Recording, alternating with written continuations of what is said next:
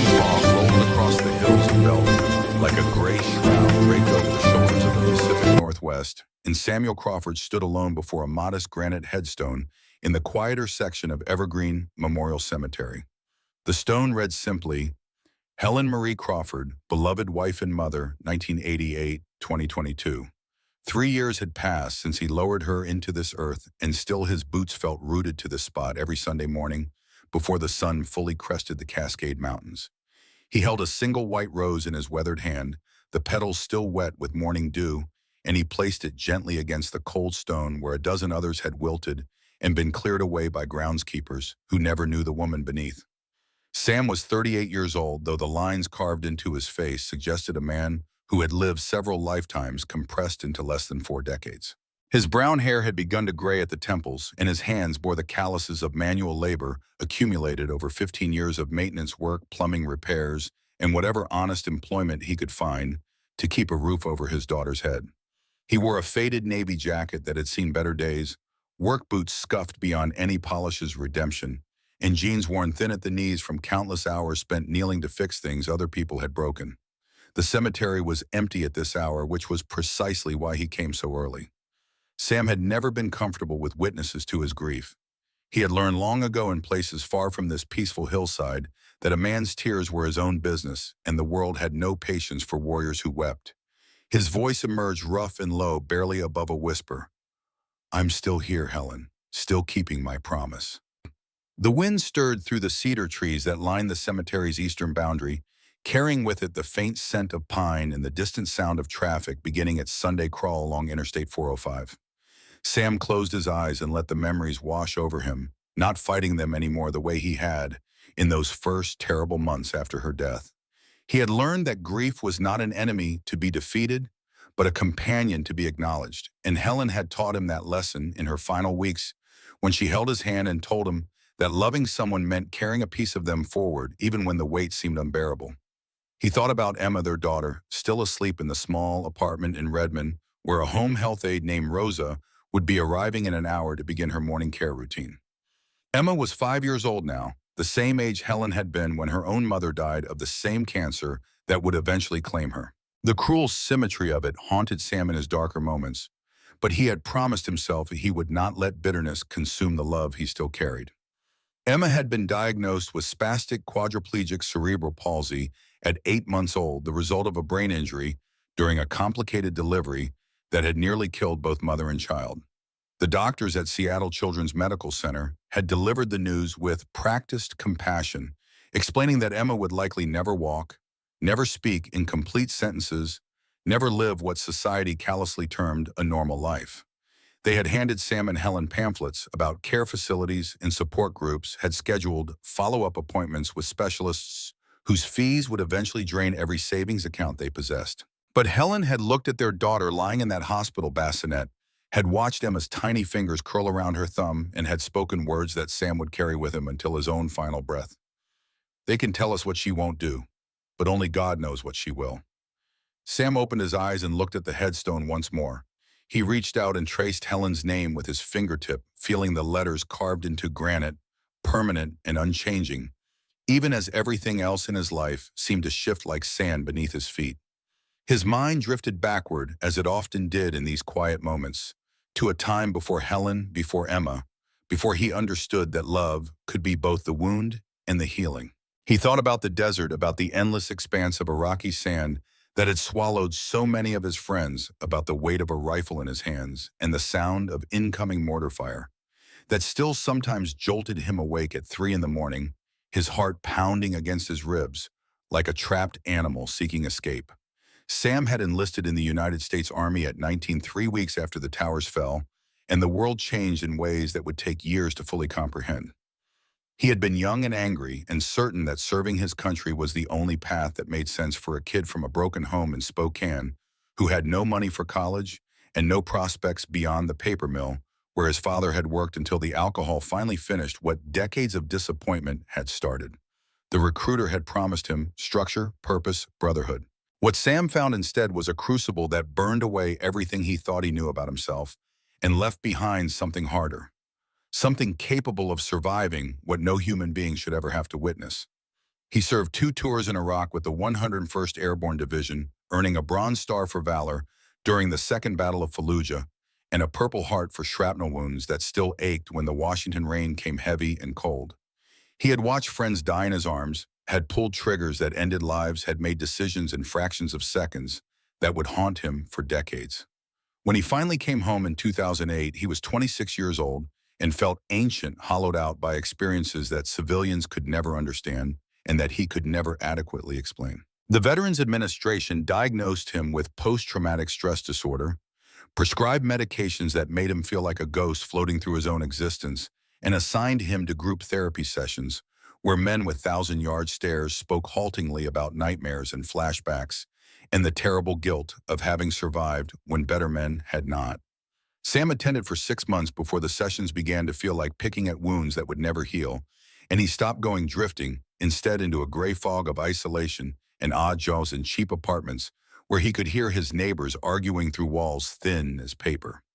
He met Helen at Seattle Children's Medical Center in 2016, where he had taken a job as a maintenance technician because the work was steady and the environment reminded him less of war than construction sites or factories where the clang of metal triggered memories he preferred to keep buried. She was a pediatric nurse, 28 years old with auburn hair. She wore a practical ponytail and brown eyes that seemed to see straight through every wall he had built around himself. Their first conversation happened in a supply closet where Sam was replacing a faulty light fixture while Helen searched for a specific type of bandage for a young patient.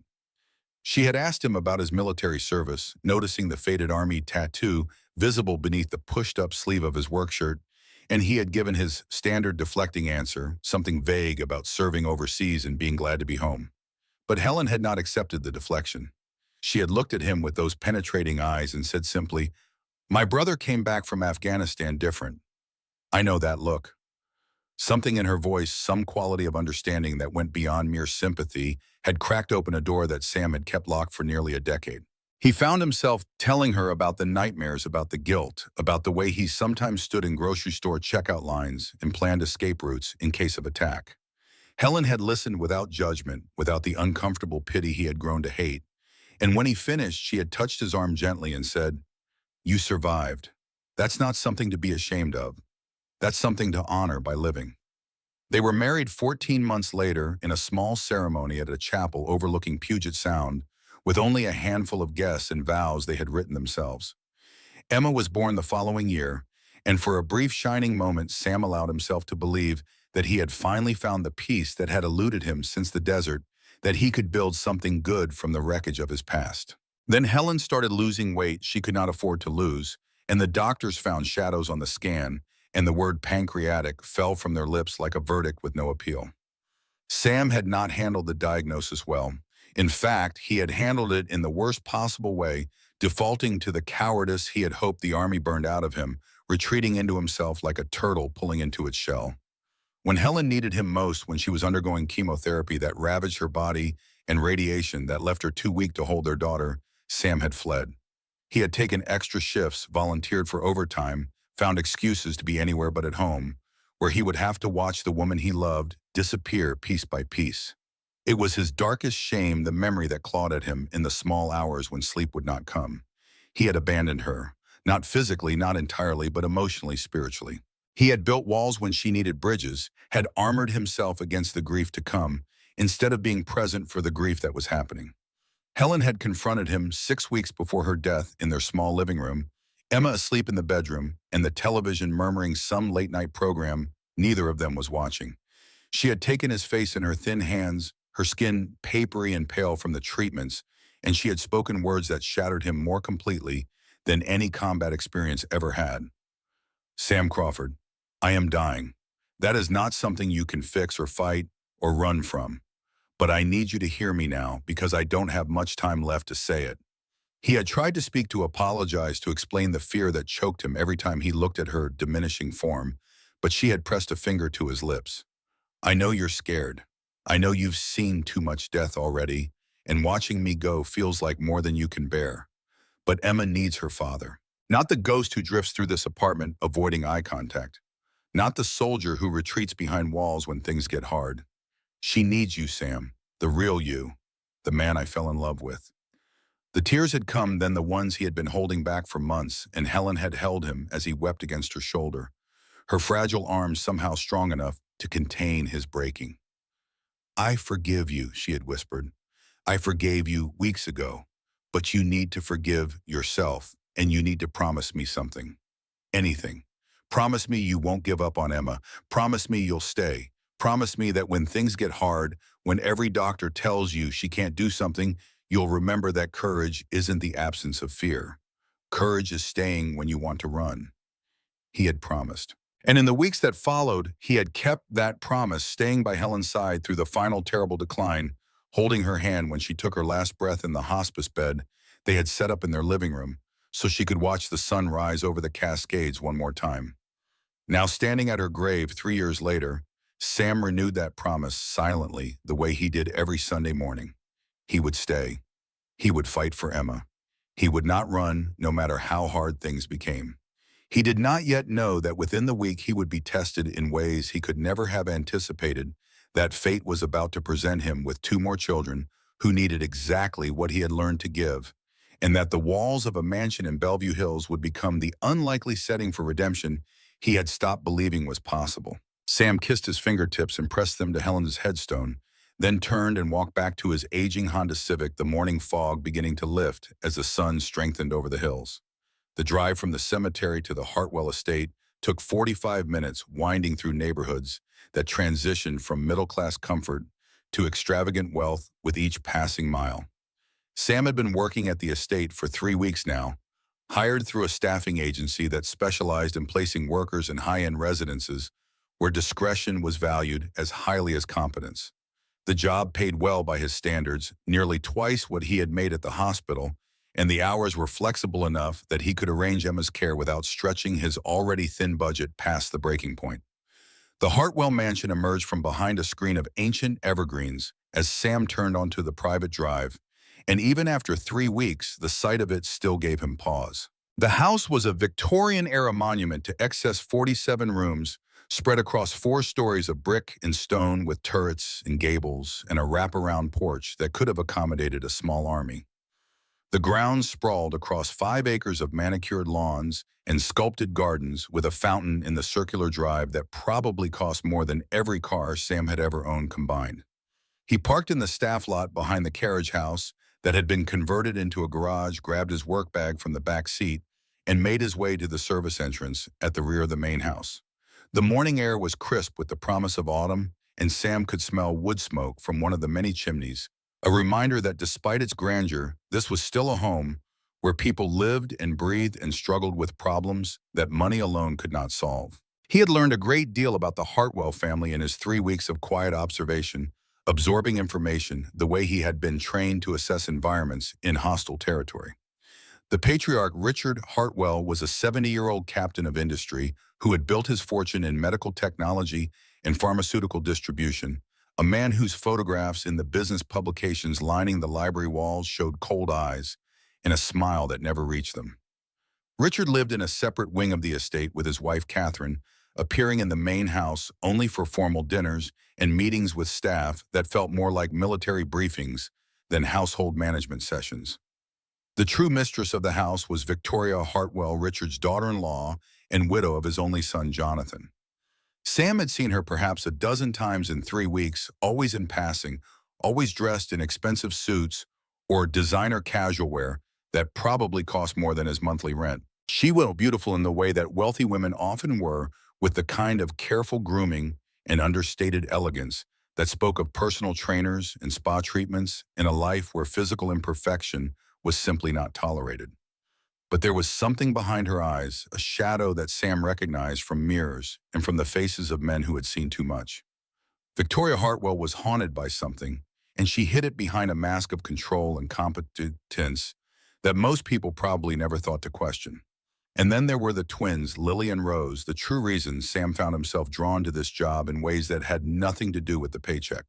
He had first encountered them during his second day at the estate when his work order had taken him to the second floor to repair a faulty climate control unit in what the staff called the care room. It was a medical suite really equipped with hospital-grade monitoring equipment and specialized furniture designed for children with severe physical disabilities. Sam had entered expecting to find an empty room, but instead he had found two identical faces watching him from their positions on a soft wool rug. Lily and Rose Hartwell were 5 years old, blonde, like their late father. If the portraits in the hallway were accurate, with blue eyes that held an intensity that most people probably mistook for vacancy. They had been diagnosed with spastic quadriplegic cerebral palsy, the same condition that affected Emma. And according to the whispered conversations Sam had overheard among the nursing staff, the best specialists in the country had pronounced them nonverbal with severely limited cognitive capacity. But Sam knew better. He had spent 5 years learning to read Emma's face, to interpret the tiny movements that most people dismissed as involuntary, to understand that just because a body could not respond typically did not mean a mind was not working furiously behind the stillness.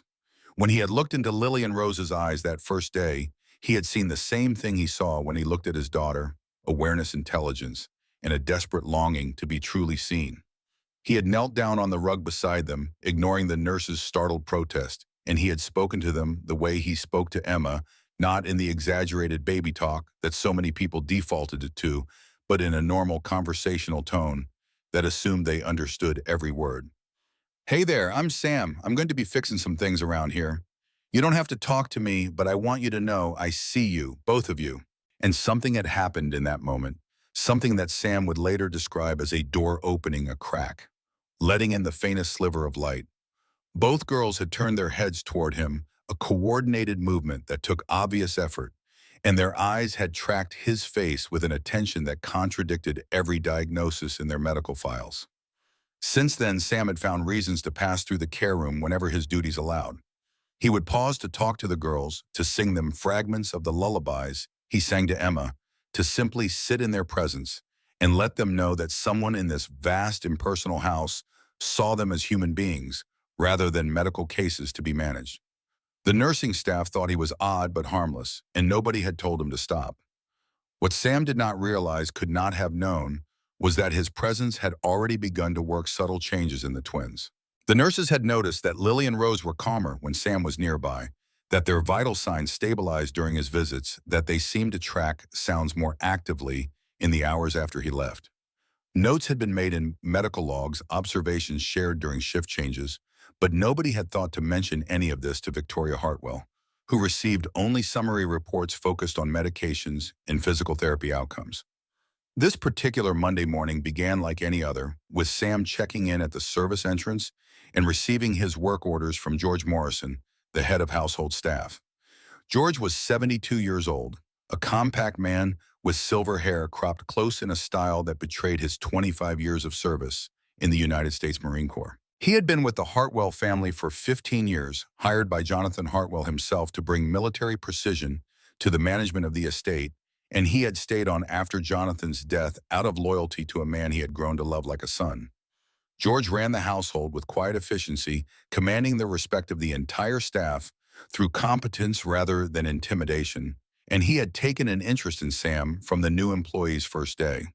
The older man had recognized something in Sam immediately: the bearing and the thousand-yard stare, and the particular way that veterans carried themselves even decades after their service ended. George had never served in combat himself, his career having been spent primarily in logistics and supply chain management, but he had trained enough young Marines to know the mark that war left on those who survived it. Sam found George in the staff office adjacent to the main kitchen, reviewing a clipboard of maintenance requests with reading glasses perched on his nose. The older man looked up as Sam entered and offered a nod of greeting. "Crawford, you're early." "Habit. Good habit." George set down the clipboard. "Got a full day for you. Light fixture in the East Wing library, running toilet in the ground floor guest bath, and Mrs. Hartwell wants someone to look at the heating in the care room. Girls' nurses say it's been running cold." Sam felt a familiar flutter of something that might have been anticipation at the mention of the care room, but he kept his expression neutral. "I can start with the care room. Get it done while the nurses are doing morning routines." George studied him for a moment, those sharp Marine eyes missing nothing. "You spend a lot of time up there."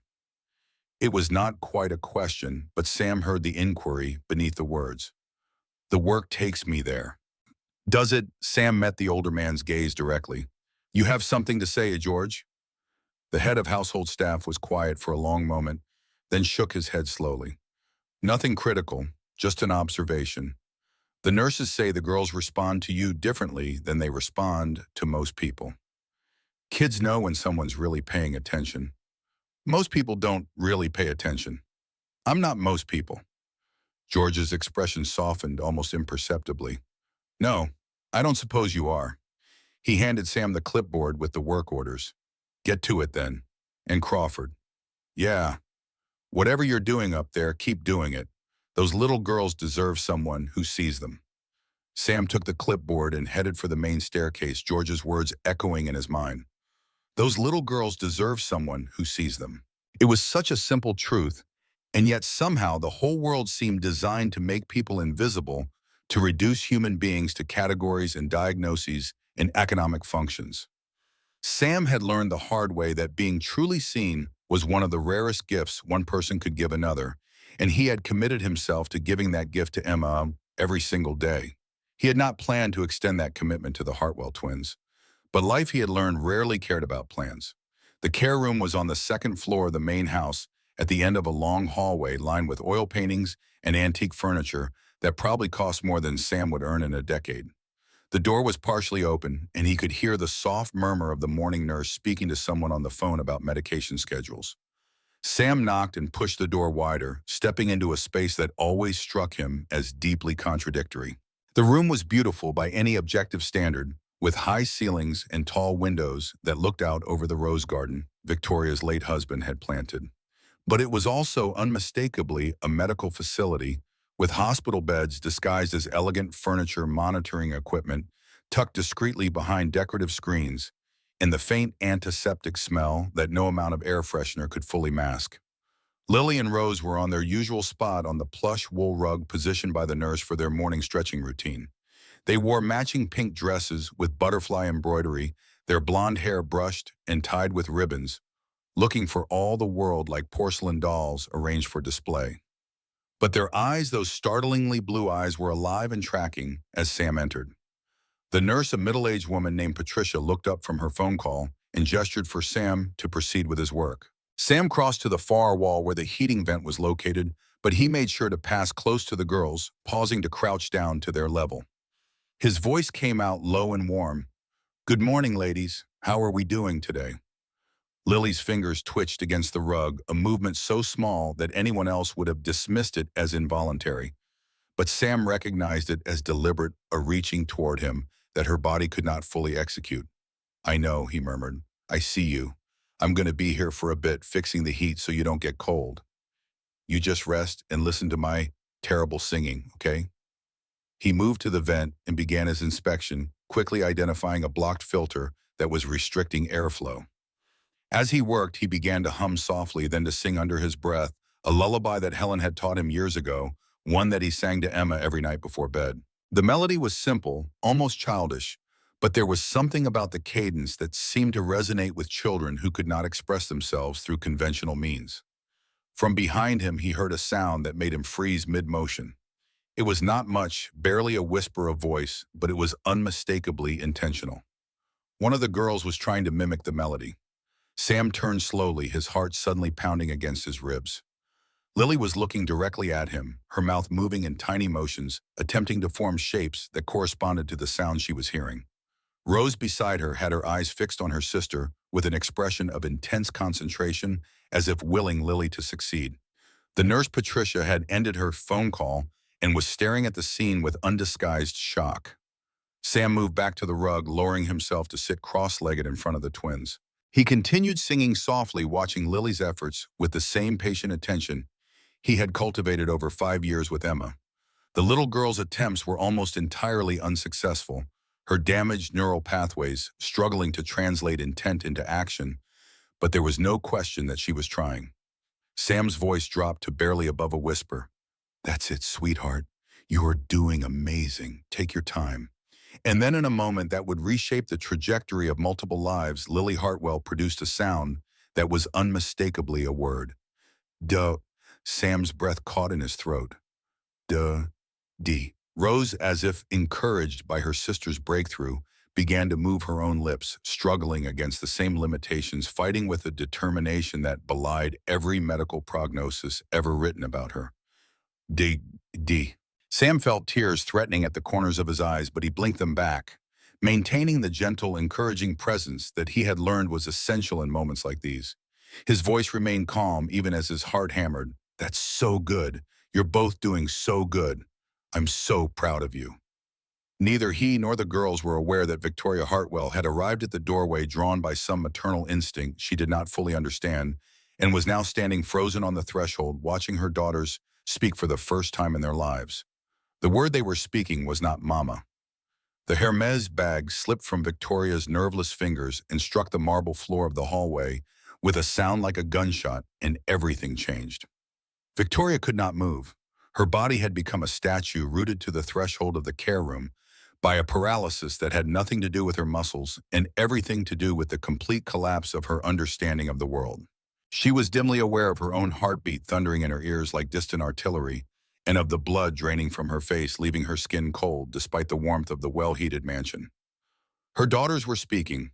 Lily and Rose, who had not produced a single intentional word in 5 years of life, were moving their lips and creating sounds that formed a recognizable English word. And that word was daddy, directed at the janitor who was supposed to be invisible, who was supposed to be fixing a heating vent, who was absolutely not supposed to be sitting on the floor of the care room like he belonged there. The janitor turned at the sound of her dropped bag, and Victoria saw his face go pale as he registered her presence. He rose quickly to his feet, his body language shifting from relaxed intimacy to rigid formality in a single motion, the transformation so complete that it might have been comical under different circumstances. Victoria heard herself speak the words emerging from some automated part of her brain that was still functioning even as the rest of her consciousness spun in freefall. "What have you done?" The question came out cold, almost mechanical, stripped of the emotional tempest raging beneath her surface composure. She had learned long ago to control her external presentation, to never let anyone see her bleeding, to maintain the mask of competence and authority that protected her from a world that would devour any sign of weakness. The janitor Crawford, according to his name tag, seemed to struggle for words. His mouth opened and closed once before he managed a response. "Mrs. Hartwell, I can explain." But Victoria did not want explanations. She could not process explanations, not when her daughters were still making those sounds, still reaching their tiny arms toward this stranger with an eagerness they had never shown for anyone, least of all their own mother. She bent to retrieve her fallen bag, the motion mechanical, her body operating on autopilot while her mind reeled. When she straightened, she looked once more at Lily and Rose, at their animated faces and their trembling attempts to repeat the word that had shattered everything Victoria thought she knew about them. And then she turned and walked away, her Louboutin heels clicking against the marble in a rhythm that sounded like retreat. She found herself in Jonathan's study without any clear memory of navigating there, her feet having carried her to the only place in the house where she still felt his presence. The room was unchanged since his death 5 years ago, preserved like a museum exhibit by her explicit instruction to the household staff. His books still lined the shelves in his idiosyncratic organizational system. His favorite pen still sat in the brass cup on the desk. His reading glasses still rested on the stack of journals he had never finished reviewing. Victoria collapsed into the leather chair behind his desk, the same chair where Jonathan had sat to write his letters and review his business documents and compose the songs he used to sing to her when they were first married. And the world still seemed full of possibility. The tears came then, breaking through the dam of her control with a force that frightened her. She had not cried like this since the funeral had not allowed herself the luxury of complete emotional collapse, since the night she returned from identifying Jonathan's remains at the King County Medical Examiner's office. She had learned to portion out her grief in small, manageable doses, to acknowledge the pain without being consumed by it, to function as a mother and a CEO and a public figure, even as something essential inside her slowly died. But this was different. This was not grief for Jonathan, not exactly. This was something more complex, a tangled knot of emotions that she could not begin to unravel. Her daughters had spoken. The medical impossibility that she had secretly prayed for every night for 5 years had finally occurred. And it had happened not in response to the millions of dollars she had spent on specialists and therapies, not in response to her carefully researched treatment protocols and imported European techniques, but in response to a maintenance worker who earned less per year than she spent on a single charity gala. They had called him Daddy. Victoria's chest heaved with sobs. She could not control her body, purging emotions that had accumulated over 5 years of suppression. She cried for Lily and Rose and the connection she had never been able to form with them. She cried for Jonathan and the father he would have been if fate had not torn him from their lives. She cried for herself, for the mother she had tried to be and the mother she had failed to become, for the walls she had built around her heart and the terrible price those walls had extracted. When the storm finally passed, leaving her exhausted and hollowed out, Victoria found herself staring at the drawer of Jonathan's desk where she kept his final letter. She had read it so many times that she had memorized every word, could recite it in her sleep, had traced his handwriting with her fingertip until the paper had begun to show wear at the creases. She did not need to read it again. The relevant passage played in her mind like a recording. Lily and Rose don't need our money, Victoria. They don't need our status or our connections or our carefully curated world. They need love, patient, unconditional, persistent love. They need someone who will sit with them even when they can't respond, who will sing to them even when they seem not to hear, who will believe in them, even when every expert says there's nothing to believe in. She had read those words countless times and thought she understood them. She had hired the best caregivers money could buy, had approved every recommended therapy, had ensured her daughters received top-tier medical attention from the most respected specialists in the country. She had done everything a responsible mother should do. But she had not sat with them. She had not sung to them. She had not believed in them. Not in the deep and persistent way that Jonathan had meant. She had managed their care the way she managed the operations of Hartwell Industries, with efficiency, with resources, with delegation of tasks to qualified subordinates. And now a janitor, a man with no credentials and no pedigree, had accomplished in 3 weeks what her army of experts had failed to achieve in 5 years. Victoria's mind circled back to the scene in the care room, replaying it with the obsessive attention to detail that she brought to business negotiations and strategic planning. She analyzed Crawford's body language, his tone of voice, the way he had positioned himself in relation to the girls. There had been nothing inappropriate in his behavior, nothing that suggested ulterior motives or manipulation. He had simply been present, fully and completely present, in a way that Victoria realized she had never been with her own daughters. The realization was a blade sliding between her ribs, finding the soft places that her armor did not protect. She thought about the early months after Jonathan's death, when Lily and Rose were still infants, and the weight of her new responsibilities threatened to crush her. She had thrown herself into work as a coping mechanism, telling herself that providing financial security for her daughters was the best way to honor Jonathan's memory. She had expanded the company, closed deals, forged partnerships, transformed Hartwell Industries from a regional medical technology firm into a national powerhouse. Forbes had featured her on its cover. Businessweek had called her one of the most influential women in American industry. And while she was conquering the corporate world, her daughters were being raised by nurses and specialists and therapists who came and went according to shift schedules and contract terms. Victoria had told herself she was doing what was necessary, that someone had to maintain the family legacy that Jonathan would have wanted her to be strong. But sitting in his chair, surrounded by his books and his memories, she could no longer hide from the truth. She had used work as an escape, just as she had used it to escape her own childhood, in a modest house in Portland where her father drank too much and her mother worked double shifts at the cannery to keep the lights on. Work had been her salvation then. The straight-A student who won scholarships and clawed her way to Stanford Business School, where she met the handsome heir to a medical technology fortune and fell in love with a future that seemed to promise escape from everything her past represented. Jonathan had not cared about her background, had loved her fiercely despite his family's disapproval, had built a life with her that she thought would last forever. And when he died, work became her salvation again, the refuge where she could focus on problems that had solutions, challenges that could be overcome with sufficient effort and resources. But grief did not work like a business problem. Loss could not be managed with spreadsheets and strategic initiatives. And children could not be raised by quarterly reports. Victoria rose from the chair and moved to the window that overlooked the rose garden Jonathan had planted for her when they first moved into the estate. The bushes were beginning to shed their blooms, for the seasoned petals scattered across the grass like confetti from a celebration long past. She remembered how Jonathan used to cut roses for her every morning during the growing season, leaving them on her pillow so they would be the first thing she saw when she woke. No one had cut roses from that garden since his death. Victoria had never asked, and the gardeners had never offered. She pressed her palm against the cold glass of the window and made a decision that felt both inevitable and terrifying. She needed to talk to Samuel Crawford. She needed to understand what he had done and how he had done it. And she needed to face the possibility that everything she thought she knew about caring for her daughters had been catastrophically wrong.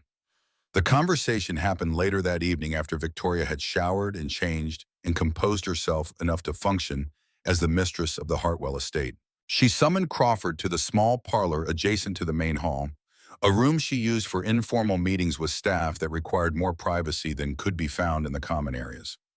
Crawford arrived promptly, still wearing his work uniform, his posture rigid with the tension of a man who expects to be fired. Victoria gestured for him to sit in the chair across from her, and he perched on the edge of the seat like a bird ready to take flight at the slightest provocation. Victoria studied him in silence for a long moment, taking in the details she had never bothered to notice in their previous brief encounters.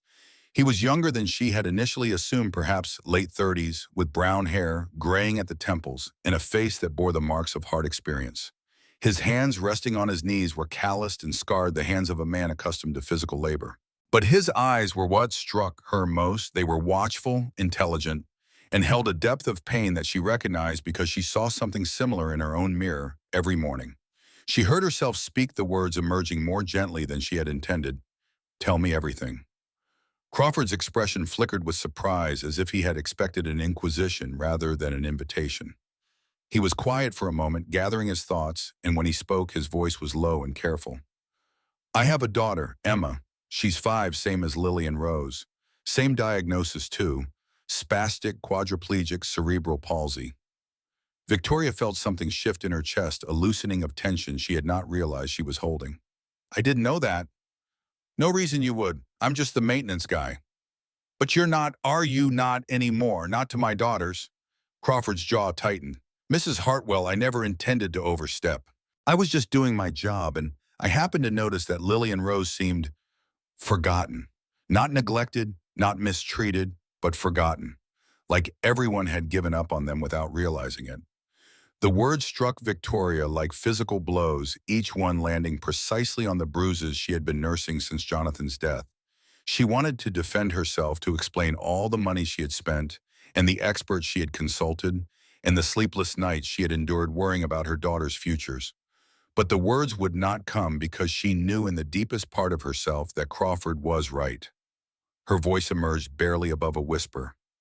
"I didn't give up on them." "No, ma'am, you gave up on yourself." Victoria's breath caught. No one had ever spoken to her like that, with such direct and unapologetic honesty. Her employees were too afraid of her to offer criticism. Her in-laws were too busy scheming to care about her emotional state. And her friends, the few she had maintained from her Stanford days, had drifted away as her grief and her work consumed more and more of her capacity for human connection. Crawford continued, his voice still gentle, despite the sharpness of his observation. "I recognize the look, Mrs. Hartwell. I've seen it in veterans who came home from war and couldn't figure out how to live in a world that didn't make sense anymore. I've seen it in widows and widowers who lost the person they built their whole life around. And I've seen it in my own mirror more times than I want to admit. You're a veteran." "Yes, ma'am, Army 101st Airborne, 2 tours in Iraq." That explained something Victoria realized. The bearing, the watchfulness, the particular kind of competence that came from having operated in environments where mistakes were measured in body counts. She had known many veterans through Jonathan's charity work, had seen the way combat changed men and women in ways that civilian life could never fully accommodate. And your wife Emma's mother, Crawford's expression shifted, a shadow passing across his features. "Helen, she died 3 years ago, cancer." "I'm sorry." "Thank you." He paused, seeming to weigh his next words carefully. "Before she died, Helen made me promise something. She made me promise I would never give up on Emma. That no matter what the doctor said, no matter what the tests showed, I would keep talking to our daughter like she could understand, keep singing to her like she could hear, keep believing in her, like she could do anything. Victoria felt tears threatening again and blinked them back fiercely. And has it worked with Emma? She says about 20 words now, not much by normal standards. But 3 years ago, every specialist we saw said she would never speak at all. Crawford leaned forward slightly, his intensity increasing. Mrs. Hartwell, I'm not a doctor or a therapist. I don't have any degrees or certifications. I'm just a maintenance worker who happens to understand something about loving children who can't communicate the way the world expects them to. What do you understand? That they're watching, always listening, always absorbing. Even when their bodies can't respond, their minds are working. And they know the difference between people who see them as problems to be managed and people who see them as human beings to be loved. Victoria was silent for a long moment, processing Crawford's words. They aligned with everything Jonathan had written in his final letter, with the instincts she had suppressed in her rush to manage her daughter's conditions with the same efficiency she applied to business problems. The word they said she finally managed. They called you Daddy. Crawford's expression tightened with what might have been embarrassment or might have been grief. I know, I'm sorry about that. I don't know why they don't apologize. Victoria cut him off, surprised by the steadiness in her own voice. They chose that word for a reason. Maybe because she trailed off, unable to complete the thought. Crawford completed it for her. Maybe because I've been present with them in a way that felt fatherly.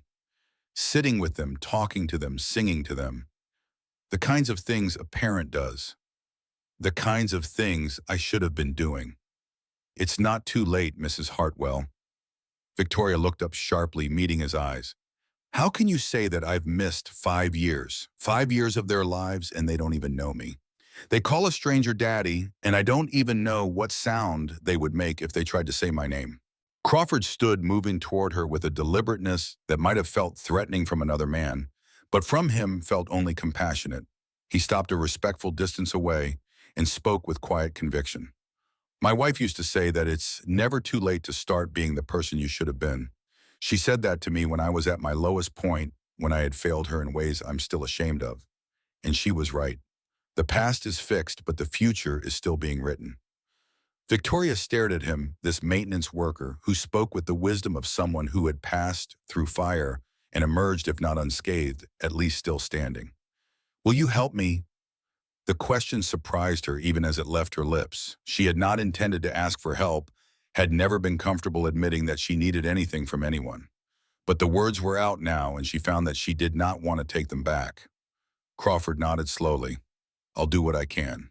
But you should know, Mrs. Hartwell, that what your daughters need most isn't anything I can give them. What they need most is you. Victoria nodded, not trusting herself to speak. Crawford excused himself and left the parlor, and she sat alone in the gathering darkness, feeling for the first time in 5 years that something other than grief was possible. The following morning, Victoria did something she had not done since the week after Jonathan's funeral. She canceled all her meetings. Her assistant, a hyper-efficient young woman named Rachel, who managed Victoria's schedule with military precision, nearly choked on her coffee when Victoria called at 6:30 to issue the instructions. All of them, Mrs. Hartwell. You have the board briefing at 9 and the investor call at 2, and the reschedule everything. Tell them I have a family emergency. Is everything all right?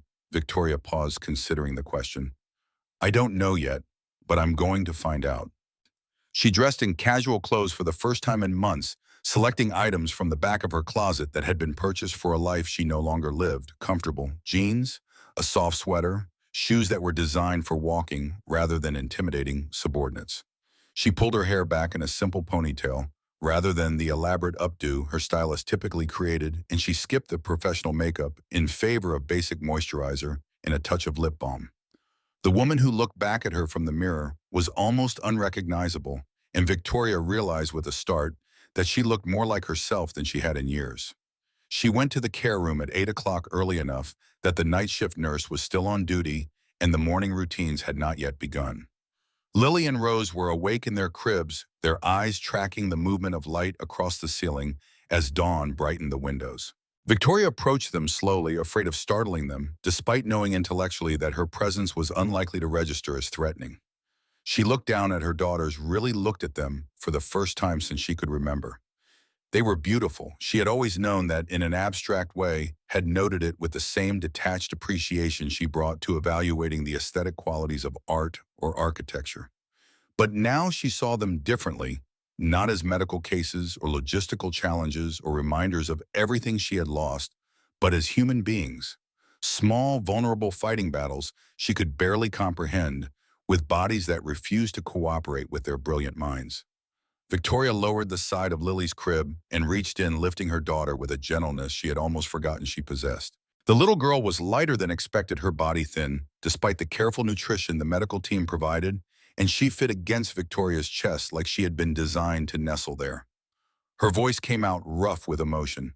"Good morning, sweetheart. It's Mommy. I know I haven't been here enough. I know you don't know me the way you should, but I'm going to change that starting right now."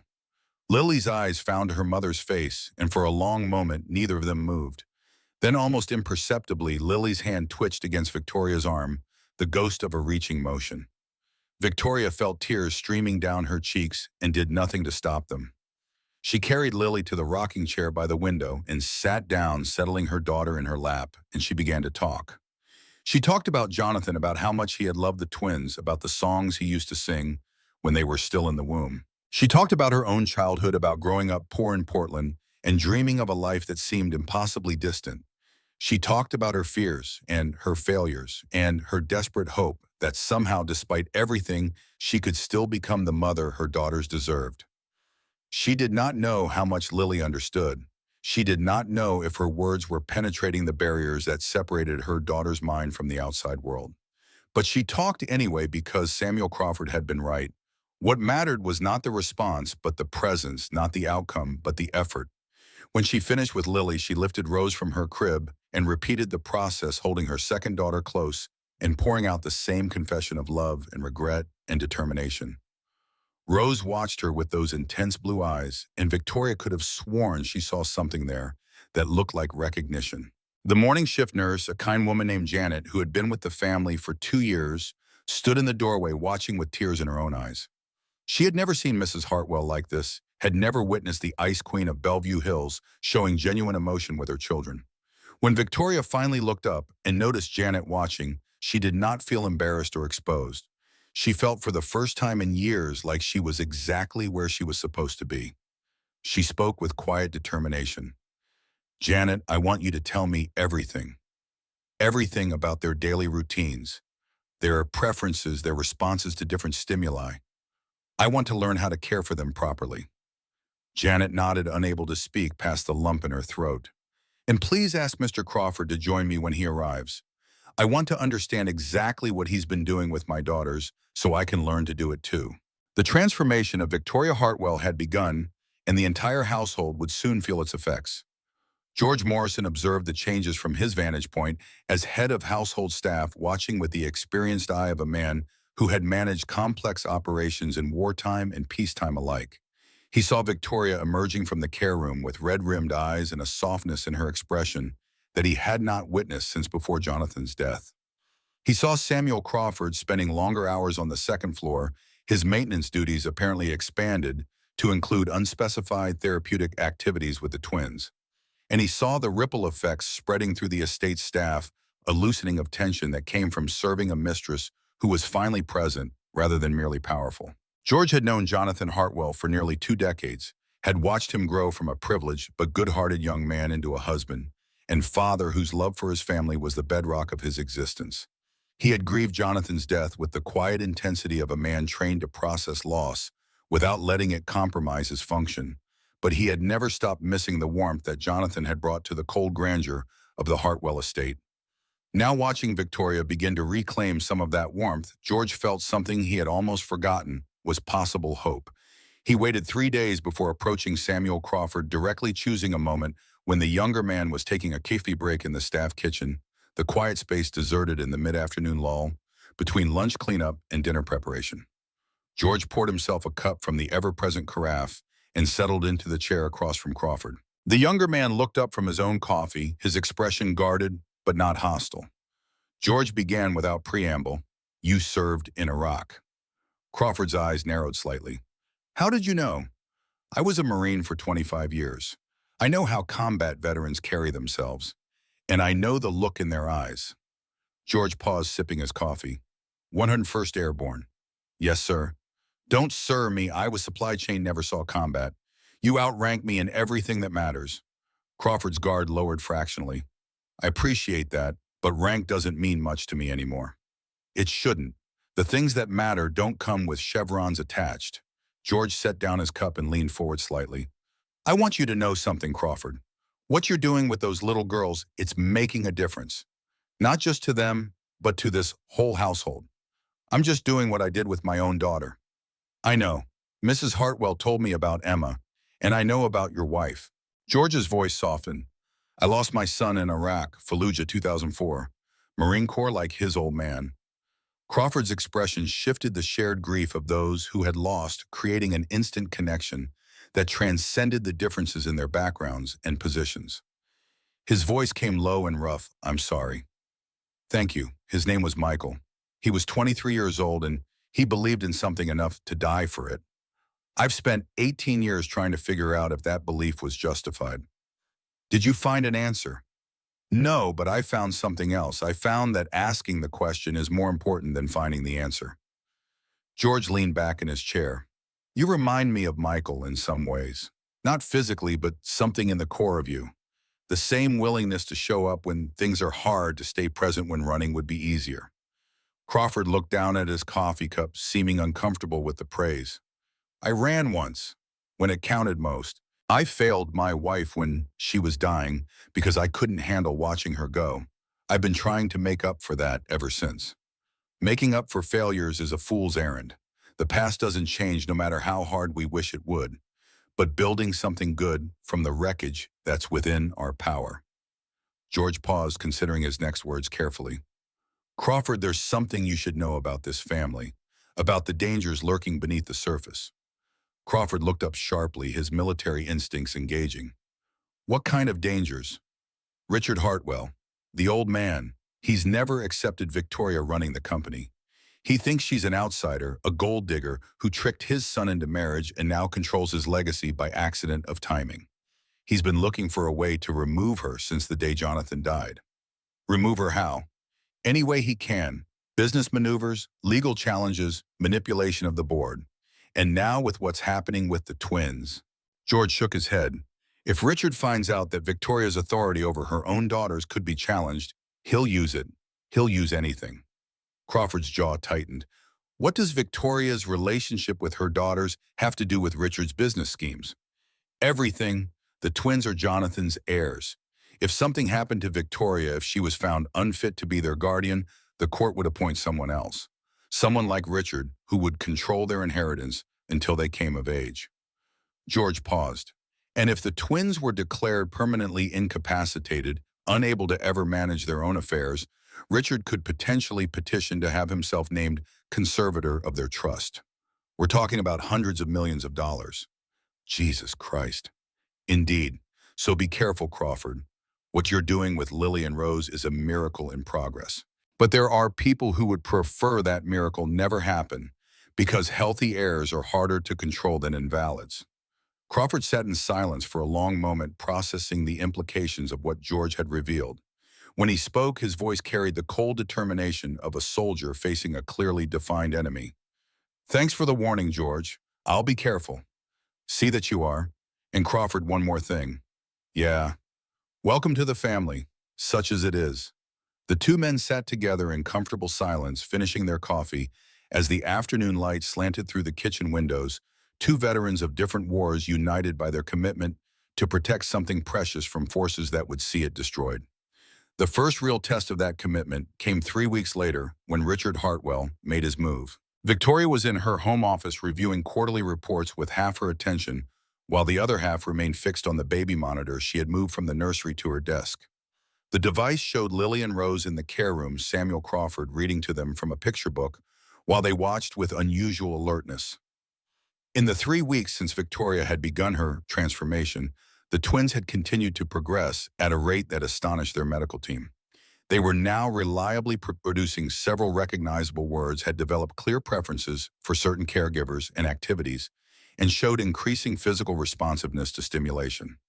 The head neurologist at Seattle Children's Medical Center had visited twice to evaluate them and had declared himself cautiously optimistic about their developmental trajectory.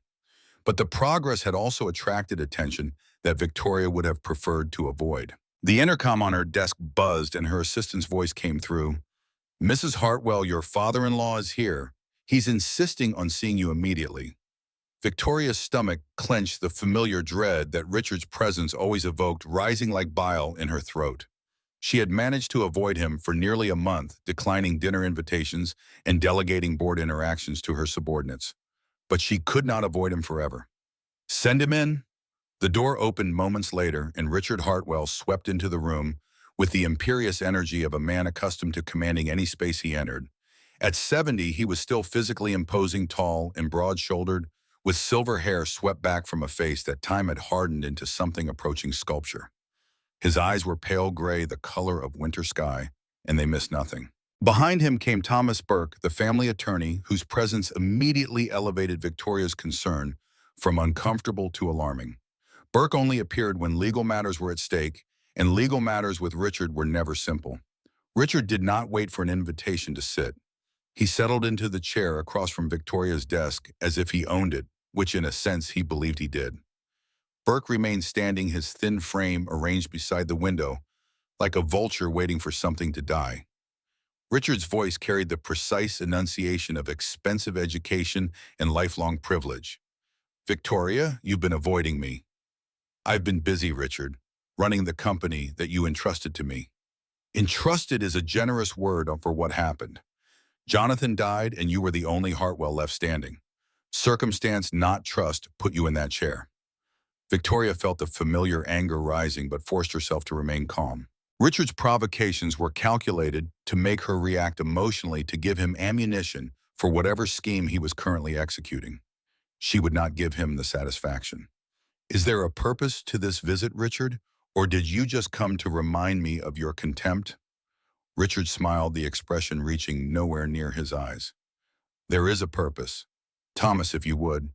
Burke stepped forward and placed a folder on Victoria's vacuum. His voice was smooth as oil on water.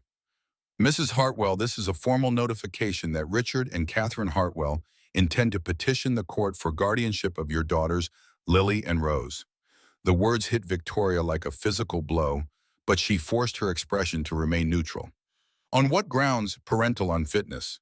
Burke replied, his tone suggesting that he was merely reciting established facts rather than making accusations. "Specifically emotional neglect leading to developmental delay, and more recently inappropriate delegation of care to unqualified individuals."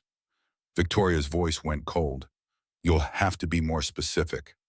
Richard leaned forward, clearly enjoying himself.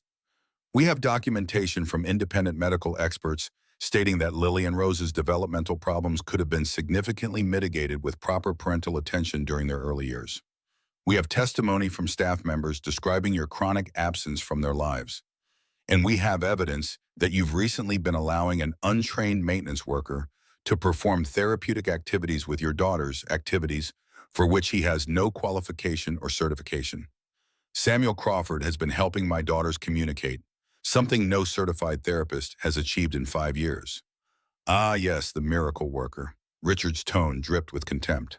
"The janitor who sings to the crippled children and somehow makes them talk. It's a touching story, Victoria. The press will love it when they find out. Single mother too busy with her career to care for her disabled children, so she hands them off to the help." Victoria felt her hands trembling beneath the desk but kept her voice steady. "You wouldn't dare go to the press. The scandal would damage the company." "The scandal would damage you. The company would survive, especially under new management." Richard stood smoothing his jacket. "You have 30 days to respond to the petition. I suggest you use that time to consider your options. If you cooperate, if you step down from the CEO position and allow me to resume control of Hartwell Industries, this can all go away quietly. The children can remain in your care under appropriate supervision.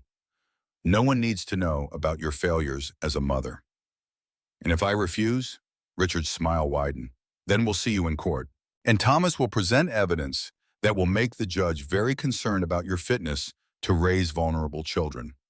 Evidence including the interesting fact that your maintenance worker has a history of mental health issues. PTSD, I believe it's called. Very unstable condition.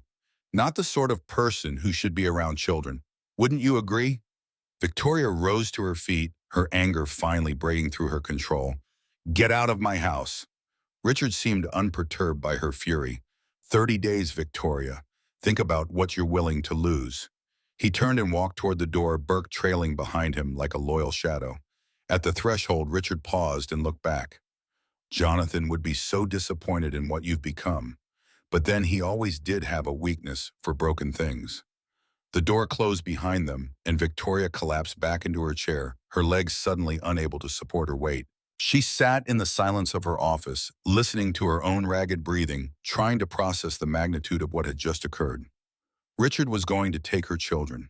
He was going to use her failures, her grief, her desperate attempt to finally become the mother she should have been, and he was going to twist them into weapons against her. And he was going to drag Samuel Crawford into it, exposing the man's private struggles to public scrutiny, destroying his reputation in the process.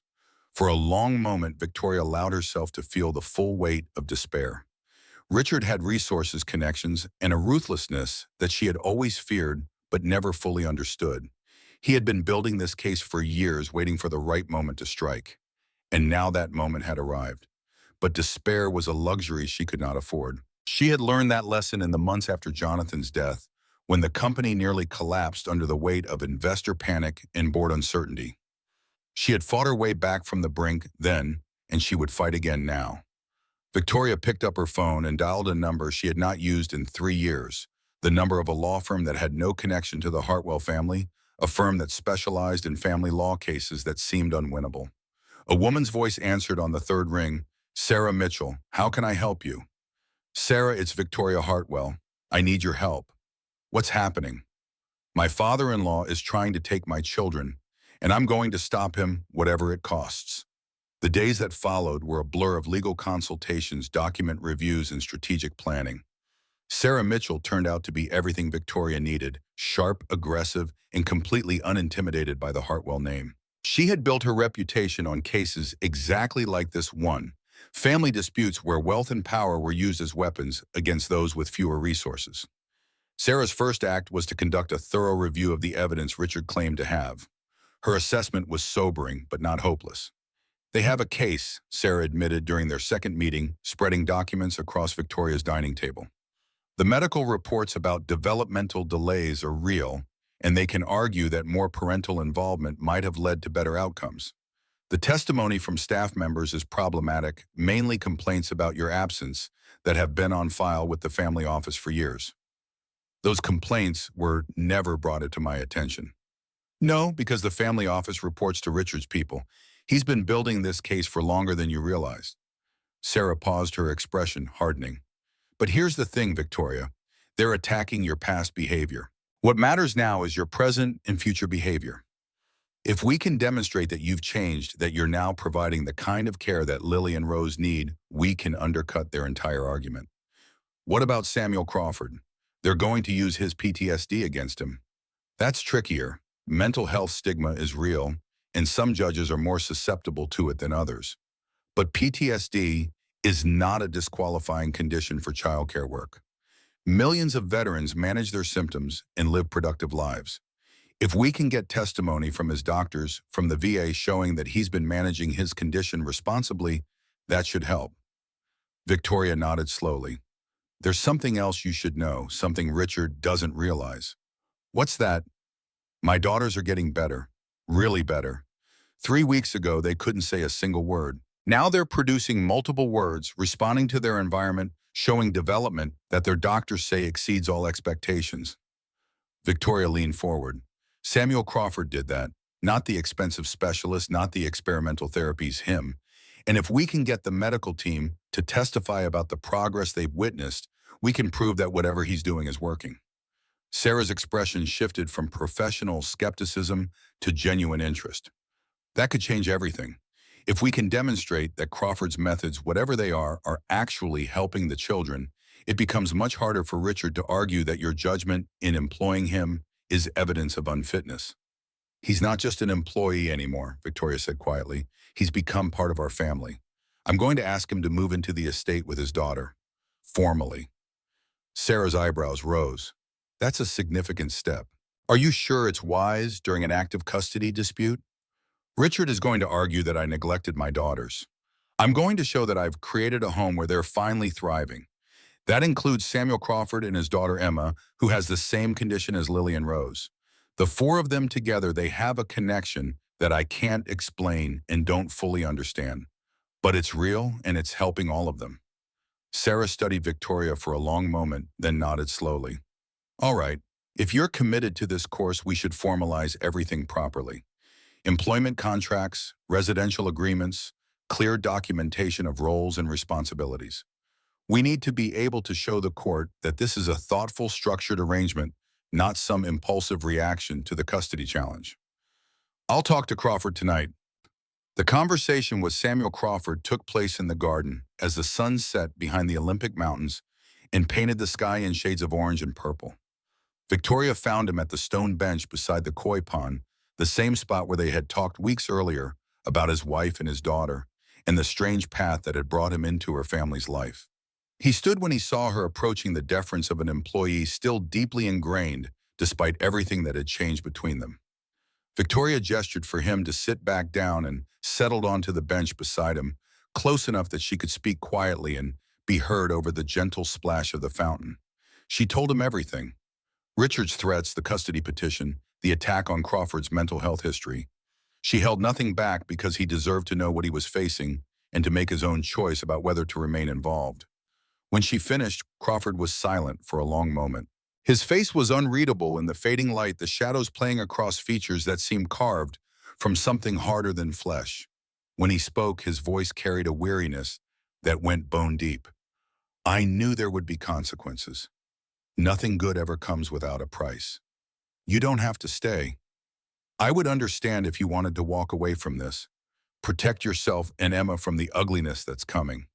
Crawford shook his head slowly. Mrs. Hartwell, I spent years running from hard things.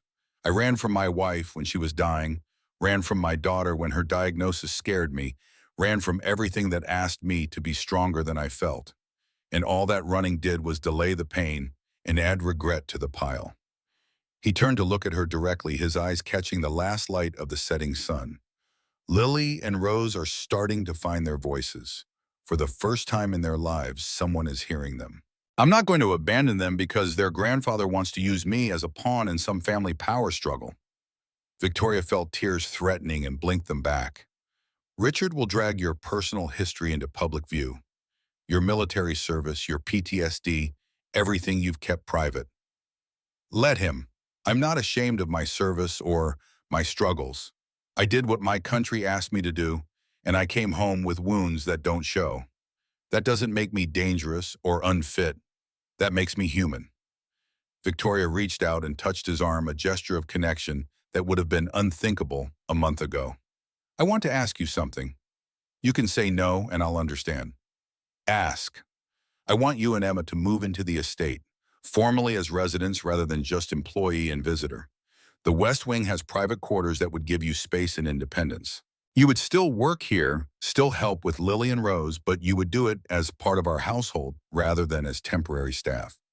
Crawford's expression shifted surprise and something that might have been hope flickering across his features. You're offering us a home. I'm offering more than that. I'm offering us a chance to become something like a family.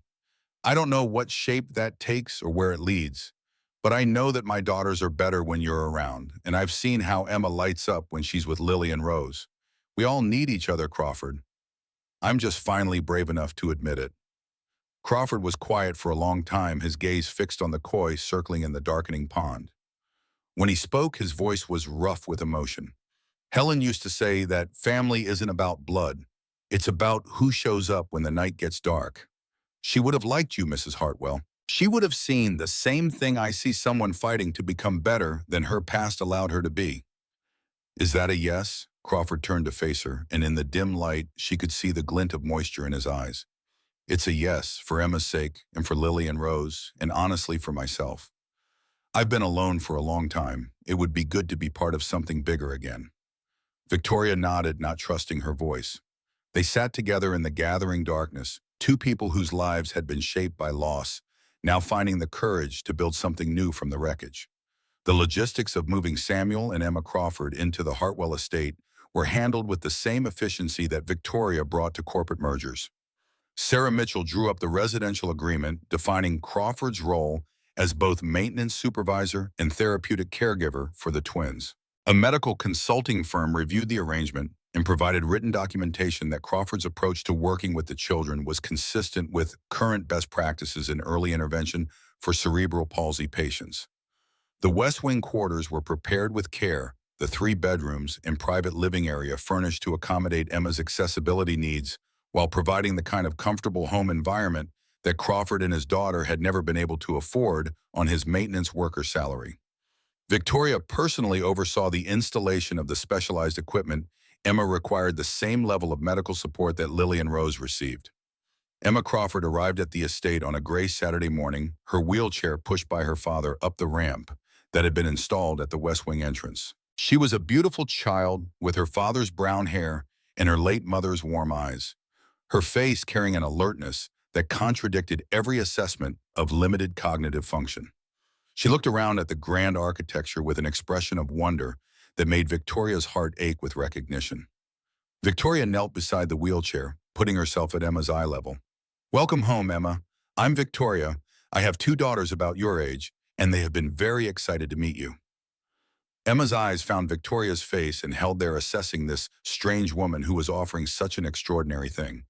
Then slowly, deliberately, her hand moved toward Victoria's, the motion clearly intentional, despite its trembling imprecision. Victoria took the small hand in her own, feeling the warmth of it, the life pulsing through this child whom the world had written off. She looked up at Crawford and saw tears streaming down his weathered face, the sight of his daughter being accepted with such genuine warmth overwhelming the walls he usually kept in place. This was the moment, Victoria realized later, when everything truly changed.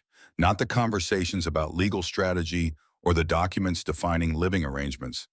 This moment when 3 damaged people and 4 struggling children began to recognize themselves as something more than the sum of their individual brokenness.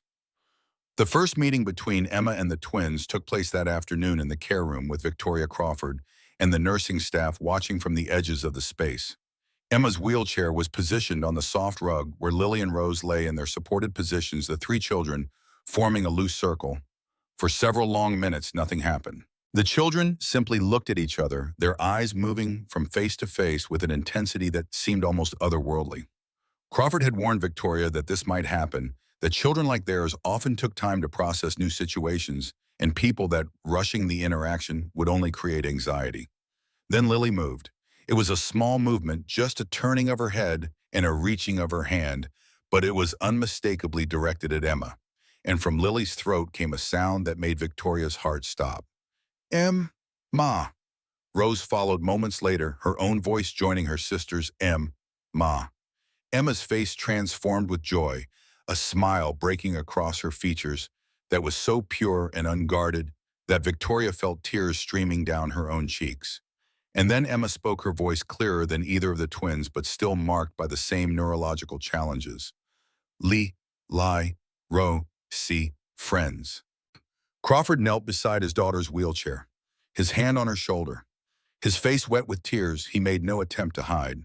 The nursing staff stood frozen, witnessing something that no textbook had prepared them for 3 children whom the medical establishment had declared incapable of meaningful communication, speaking each other's names and declaring friendship.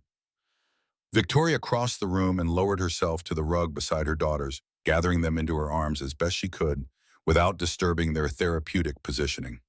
She looked at Crawford and Emma, and she spoke the words that had been building in her chest since the moment she decided to fight for her family. "We're going to be okay. All of us. Whatever Richard throws at us, whatever the world says about who we are and what we're capable of, we're going to prove them wrong. Together." Crawford nodded, his expression hardening into the determination that Victoria was learning to recognize as his combat face, the look of a man who had survived impossible odds and was prepared to do so again. Together. Outside the windows of the care room, the autumn rain began to fall, tapping against the glass in a rhythm that sounded almost like applause. Inside it, a new family was taking shape, forged not by blood, but by love, by struggle, by the stubborn refusal to accept the limitations that others tried to impose. The battle for the Hartwell children was just beginning, but for the first time since Jonathan's death, Victoria felt ready to fight. George Morrison watched these developments unfold with the satisfaction of a general seeing his troops finally taking the field. He had known from the first week that Samuel Crawford was something special, had recognized the quality of character that military service could reveal, but never create. And he had hoped, in the quiet way of old men who have seen too much to believe in miracles, but still yearn for them, that Crawford's presence might somehow crack the ice that had formed around Victoria Hartwell's heart. Now seeing the household transformed, seeing Victoria emerge from her grief like a butterfly from a chrysalis, George allowed himself to feel something he had almost forgotten was possible: optimism about the future. He sought out Crawford one evening in the West Wing, finding the younger man in Emma's bedroom, adjusting the medical equipment that monitored her vital signs through the night. Emma was already asleep, her breathing steady and peaceful, her face relaxed in the way that children's faces look when they are surrounded by safety and love. George knocked softly on the doorframe, and Crawford looked up from his task. Without words, Crawford followed George into the small living area of the West Wing quarters, where they could speak without disturbing Emma's rest. George settled into an armchair, his old bones protesting the day's accumulated efforts. He looked at Crawford with the directness that came from decades of dealing with Marines who had no patience for circumlocution. "You've done something remarkable here, Crawford. In just a few weeks, you've changed the entire trajectory of this family." Crawford shook his head, uncomfortable as always with praise. "I haven't done anything special. I just treated those children like human beings instead of medical cases. And in doing so, you reminded their mother how to do the same. That's not nothing, son. That's everything." Crawford was quiet for a moment, then asked the question that had clearly been weighing on him. "George, why did Richard Hartwell turn out the way he did? Jonathan was nothing like him from what I've heard. How does a father and son end up so different?" George sighed, the weight of history settling on his shoulders. "Richard grew up in a different time, a different world. His father was a ruthless man, the kind who built empires on the backs of workers he viewed as expendable. Richard learned early that money was the only measure that mattered, that power was the only protection against a hostile world. And Jonathan was a miracle, born with all of Richard's privileges, but none of his cruelty. His mother, Elizabeth. God rest her soul, she made sure of that. She filled that boy with love and compassion from the day he was born, and Richard could never quite beat it out of him, despite his best efforts." Crawford's expression darkened. "Richard beat his son, not physically, not often anyway, but there are other kinds of violence that don't leave visible marks. Constant criticism, impossible expectations, the withholding of approval that a child craves from his father. Richard wanted to create a copy of himself, and when Jonathan refused to become that copy, Richard viewed it as betrayal. And Victoria, how does she fit into this? Victoria was the final betrayal in Richard's eyes. Jonathan chose to marry a woman from a working-class background, a woman who had earned her success rather than inheriting it. Richard fought that marriage with everything he had threatened to cut Jonathan off, tried to have Victoria investigated by private detectives. Nothing worked. Jonathan loved her, and he was stubborn enough to defy his father for that love. Crawford absorbed this information, his expression thoughtful. So, when Jonathan died, Richard saw his chance. His son was gone, but the empire remained. If he could just get rid of Victoria, he could resume control. The twins were a complication, but Richard's lawyers assured him that disabled heirs could be managed through conservatorships and trusts. Everything was proceeding according to plan, until the twins started talking. George nodded. "Until you showed up and reminded everyone that those little girls are human beings with potential, not just entries on a balance sheet. Now Richard's whole scheme is in jeopardy. If Lily and Rose continue to improve, if they eventually become capable of expressing their own wishes about their inheritance, Richard's chances of controlling the Hartwell fortune diminish significantly. So he's trying to stop their progress by removing Victoria and me. That's my assessment, yes. Remove Victoria, discredit you, and the twins go back to being managed by professionals who have been instructed not to expect too much from them. Crawford's hands clenched into fists, a soldier's instinct to respond to threat with force, but his voice when he spoke was controlled. "How do we stop him?" George smiled, the expression carrying a warmth that softened his weathered features. "We keep doing what we're doing. We help those children flourish. We support Victoria in her transformation. We document everything, every milestone, every word, every sign of progress. And when Richard brings his case to court, we show the judge that his entire argument is based on a version of reality that no longer exists." That's simple. Simple yes, easy no. Richard has resources and connections that most people can only dream of. He'll fight dirty attack character, manipulate the narrative, but he doesn't understand something fundamental about this situation. "What's that?" George leaned forward, his eyes bright with conviction. "He doesn't understand that you can't beat love with money. You can't litigate away the poem that's forming between those children. And you can't convince a judge that a family is broken when the evidence of healing is right there in front of everyone's eyes." Crawford nodded slowly, the tension in his shoulders easing slightly. "Helen used to say something similar. She said that love was the only force in the universe that grew stronger when you gave it away. Smart woman, your wife. The smartest person I ever knew." George rose from his chair, his joints protesting the movement. He placed a hand on Crawford's shoulder, a gesture of solidarity between veterans of different wars. "Get some rest, son. Tomorrow's going to be a long day, and the days after that are going to be longer still." Crawford looked up at the older man. "George, why are you helping us? You've been with the Hartwell family for 15 years. Richard is technically your employer. Why risk everything to side with the Victoria and me?" George was quiet for a moment, choosing his words carefully. "When Jonathan hired me, he told me something I've never forgotten. He said, 'George, I don't need someone to protect the Hartwell fortune. I need someone to protect the Hartwell family. And the family isn't the money or the properties or the business. The family is the people we love and the people who love us back.'" His voice thickened with emotion that he did not try to hide. "Jonathan was the son I lost and the friend I needed. I couldn't save him from that airplane, but I can save his wife and his daughters from his father. That's what he would have wanted. That's what I'm going to do." He turned and walked toward the door, pausing at the threshold to look back. "Welcome to the family, Crawford, such as it is." The door closed behind him, leaving Crawford alone with his sleeping daughter and his racing thoughts. Outside the windows of the West Wing, the rain had stopped, and the first stars were appearing in the clearing sky. Somewhere in the main house, Victoria was putting her daughters to bed, singing them the lullabies that Jonathan had written and that Crawford had discovered in that fateful notebook. The battle lines were drawn, the forces arrayed, and in the spaces between the coming conflict, a family was taking shape, finding its voice, learning to love in the face of everything that sought to tear it apart. The first month of the new arrangement was a period of intensive bonding and careful documentation. Victoria restructured her work schedule to spend mornings and evenings with the children, delegating more of her daily responsibilities to her executive team. She hired a professional videographer to record the twins' therapy sessions and development milestones, creating an irrefutable visual record of their progress. Lily and Rose continued to exceed all expectations. Their vocabulary expanded weekly, moving from single words to simple phrases to rudimentary sentences that left their medical teams scrambling to update their developmental assessments.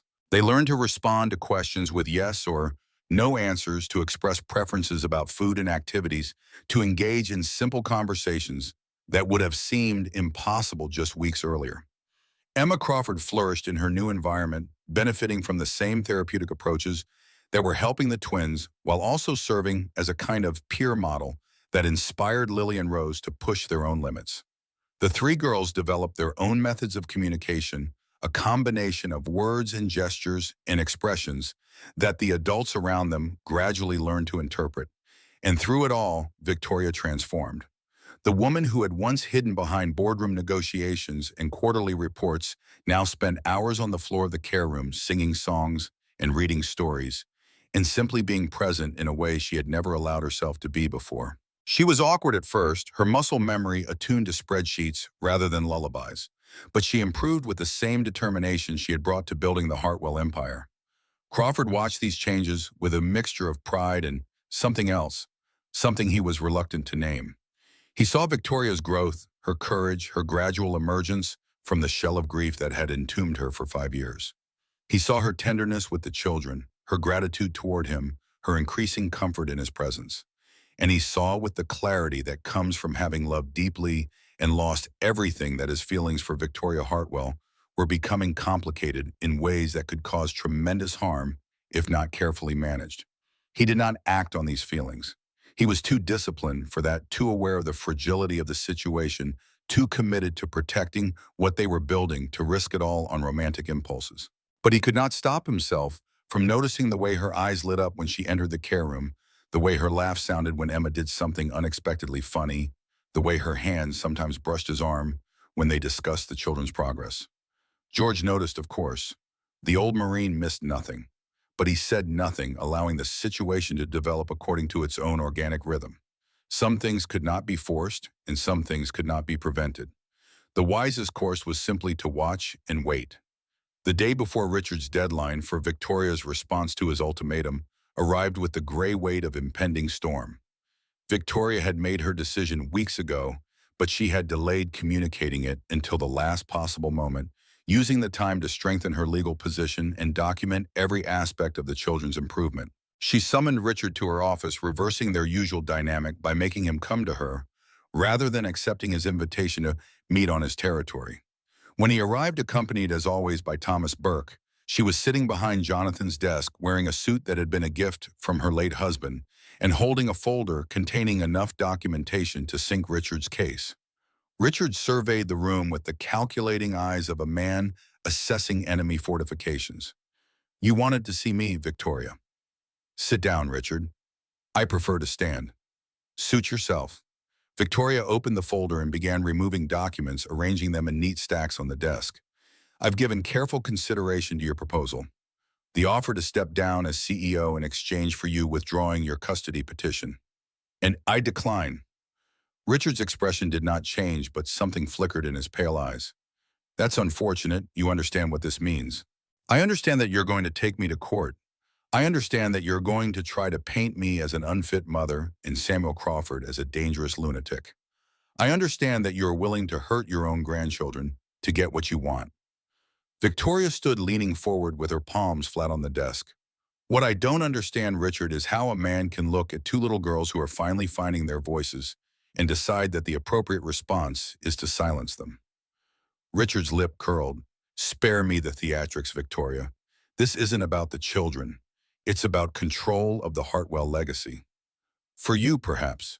For me, it's about protecting my daughters from a grandfather who views them as inconvenient obstacles to his ambitions. They're vegetables, Victoria. All the progress you claim they've made, it's temporary. False hope generated by a mentally unstable veteran who has filled your head with delusions." Victoria's voice went cold. "My daughters spoke their first words a month ago. They can now communicate in complete sentences. They recognize faces, express preferences, and engage with their environment in ways that every specialist said was impossible. That is not a delusion. That is documented medical fact." She pushed the folder across the desk toward Richard. "This contains sworn statements from Dr. William Foster at Johns Hopkins, Dr. Sarah Martinez at Seattle Children's Medical Center, and 3 independent pediatric neurologists who have evaluated Lily and Rose in the past 4 weeks. All of them confirm significant developmental progress. All of them attribute that progress to the therapeutic approach developed by Samuel Crawford. And all of them are prepared to testify in court." Richard did not reach for the folder. His face had gone rigid, the mask of confidence cracking around the edges. "Medical opinions can be bought. These weren't. I invited specialists with no prior connection to the Hartwell family, paid them standard consultation rates, and gave them complete access to my daughter's records and to the girls themselves. Their conclusions are independent and unimpeachable." Thomas Burke stepped forward, his oily voice attempting to restore control of the situation. "Mrs. Hartwell, regardless of the medical testimony, the court will still consider the question of parental fitness. Your history of neglect—" "My history of grief," Victoria interrupted, "which is not the same thing no matter how you try to spin it. I lost my husband, Mr. Burke. I struggled to cope with that loss while also managing a multi-billion-dollar corporation and raising two children with severe disabilities. Yes, I made mistakes. Yes, I relied too heavily on professional caregivers. But I never stopped loving my daughters, and I never stopped trying to find ways to help them. She turned back to Richard. You want to fight, you'll get one. But I want you to understand something before you commit to this course. I am not the naive daughter-in-law you thought you could manipulate. I am the CEO of Hartwell Industries, a position I earned by building this company into something far more valuable than what you left behind. And I am the mother of two little girls who are finally starting to speak a development that you seem determined to undermine for the sake of your own ego. Richard's face had gone pale with rage. You don't know what you're doing, Victoria. The resources I can bring to bear, the connections I have in this state, I know exactly what I'm doing. I'm protecting my family. And if you want to spend the next year of your life in a courtroom dragging the Hartwell name through the mud of a public custody battle, that's your choice. But don't expect me to make it easy for you. She sat back down, her posture conveying dismissal. We're done here. You can show yourself out.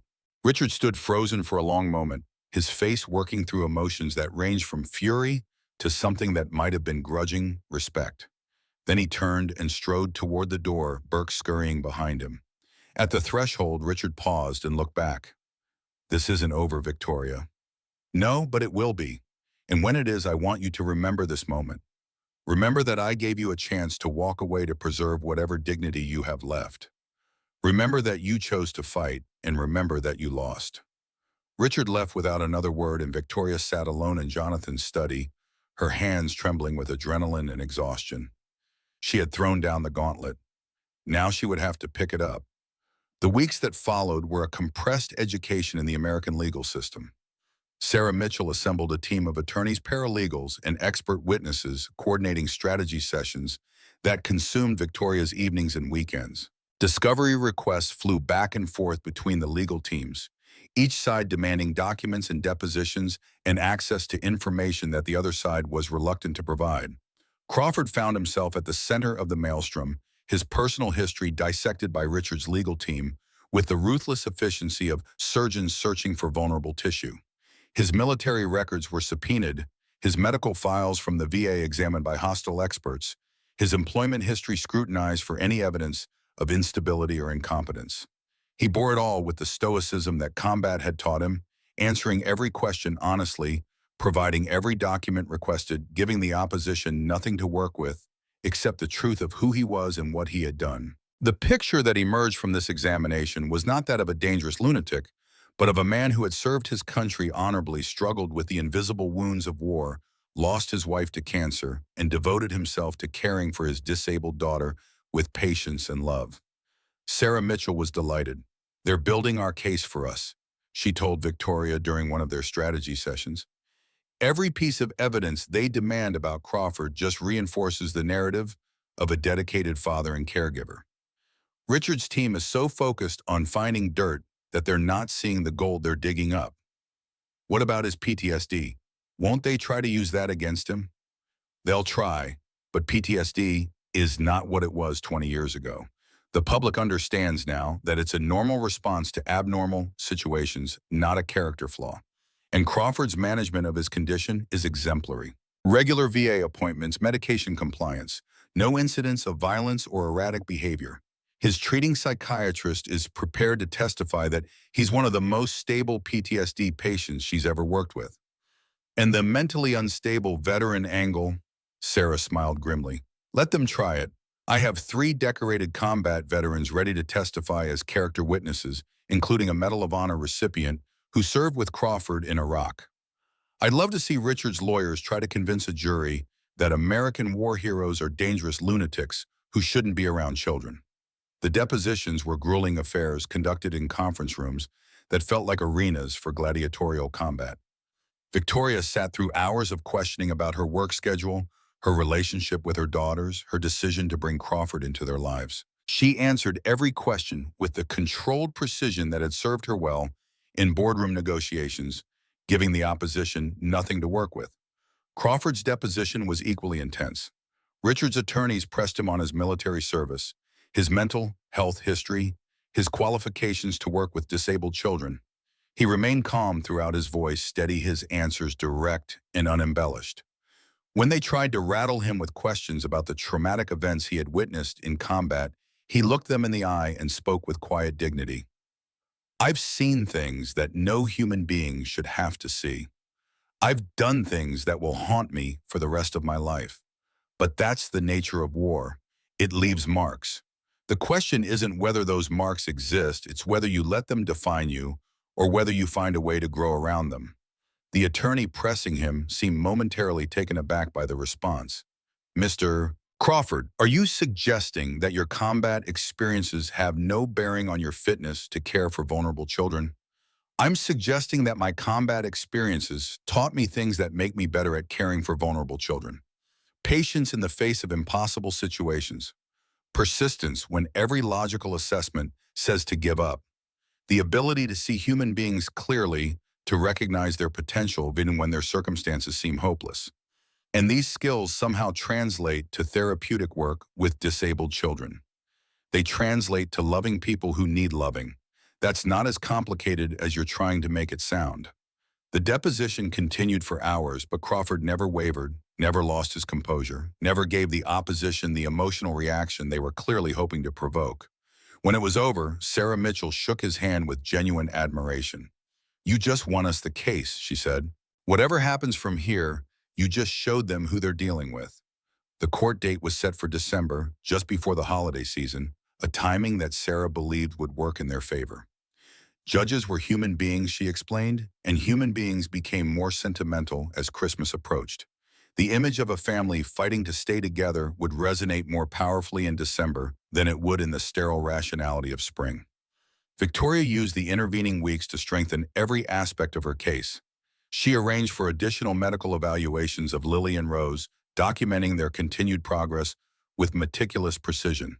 She gathered character witnesses who could testify to her transformation over the past months, to her increased presence in her daughters' lives, to the visible changes in the household atmosphere. And she spent every possible moment with her children, not for strategic purposes, but because she had finally discovered what she had been missing for 5 years. The course of seeing Lily's face light up when she successfully pronounced a new word. The wonder of watching Rose reach for her mother's hand with deliberate intention. The laughter that filled the care room when Emma did something unexpectedly silly, and the twins struggled to imitate her. Crawford watched Victoria's transformation with the satisfaction of a gardener seeing his seeds finally bloom. He had done what he could to plant the possibility of change, but the growth itself was hers alone. She was becoming the mother her daughters deserved, and no court ruling could take that away. On the night before the hearing, Victoria found Crawford in the garden, standing at the stone bench where so many of their important conversations had taken place. The December air was cold, their breath visible in the moonlight, but neither of them moved toward the warmth of the house. Victoria spoke first, her voice barely above a whisper. Are you ready for tomorrow? As ready as I can be. You bow.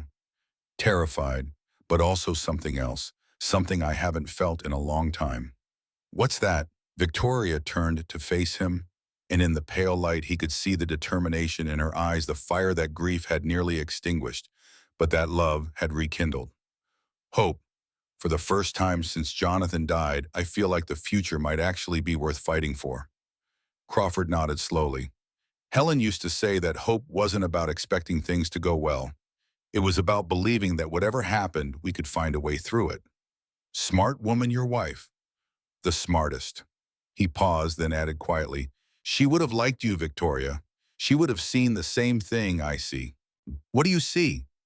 Crawford was silent for a long moment, weighing his words with the care of a man who understood that some things once spoken could not be taken back. I see someone who lost everything and refused to let that loss define her. I see someone who made mistakes and had the courage to acknowledge them. I see someone who is fighting not for pride or power or revenge, but for love, for the simple right to love her children and to build a life that means something. Victoria felt tears welling in her eyes, the weight of Crawford's words pressing against defenses that had been weakening for months. Sam. He raised a hand, stopping her before she could say whatever was forming in her mind. Not tonight. Tonight we need to focus on tomorrow. Whatever else there is between us, it can wait until the fight is over. She nodded, understanding what he was not saying as clearly as what he was. The connection between them had grown beyond employer and employee, beyond co-parents of children who were not biologically related.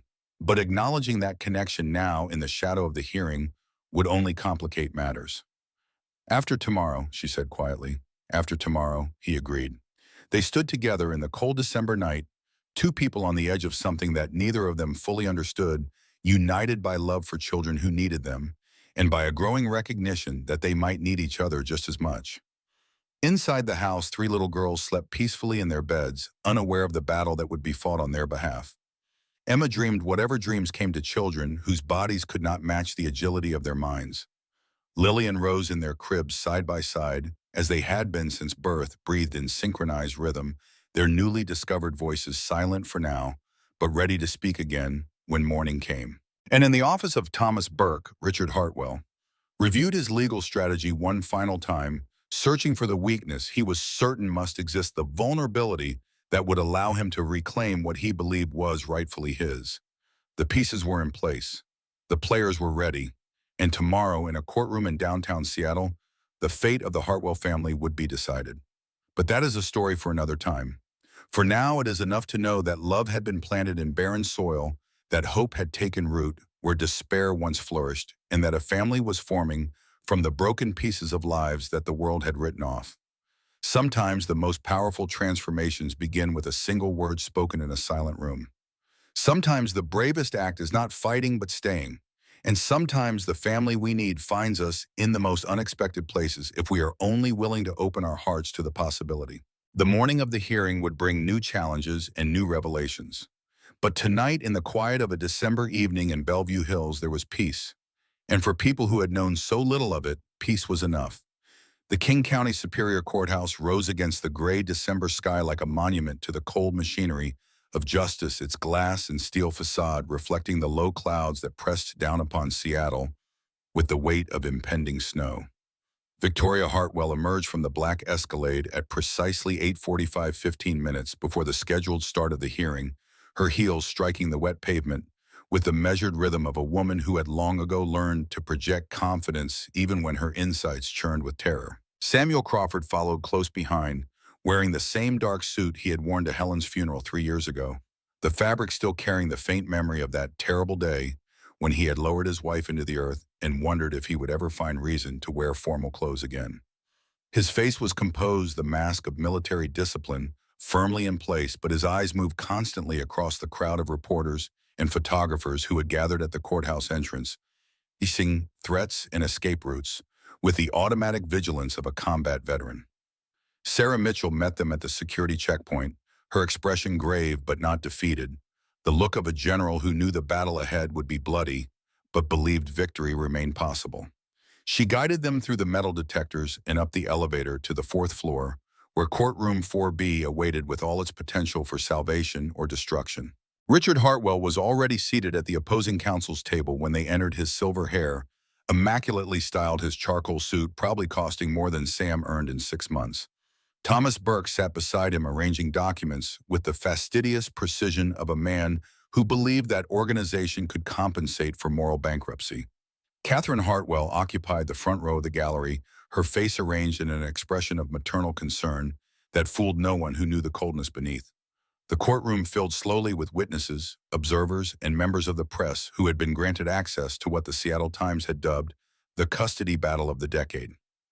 Victoria took her seat at the plaintiff's table, Sam beside her, Sarah Mitchell, already on her feet, preparing for the opening statements that would set the tone for everything to follow. Judge Margaret Thornton entered at precisely 9 o'clock, her black robes flowing behind her like the wings of some great bird of judgment.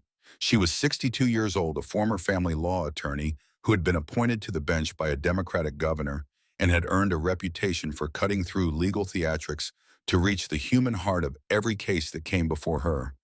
Sarah had told Victoria that Thornton was their best possible draw, a judge who valued substance over style, and who had little patience for wealthy litigants who tried to use the court system as a weapon. The gavel fell, and the hearing began.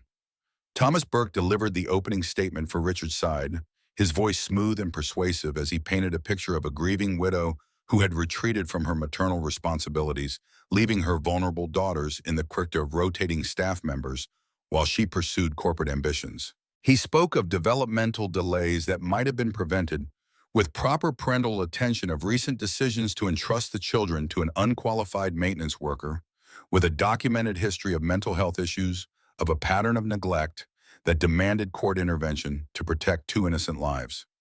Victoria listened with her hands folded in her lap, her expression neutral, refusing to give Burke the satisfaction of visible reaction. She had heard these arguments before in depositions and legal briefs, and the sneering comments Richard made whenever he thought no one important was listening. The words still stung, still found the soft places where her guilt lived, but she had learned to absorb the blows without letting them knock her down. Sarah Mitchell's opening statement was shorter but more powerful, focusing not on the past but on the present and future. She spoke of transformation of a mother who had recognized her failures and committed herself to change. She spoke of medical evidence documenting remarkable progress in children whom experts had written off.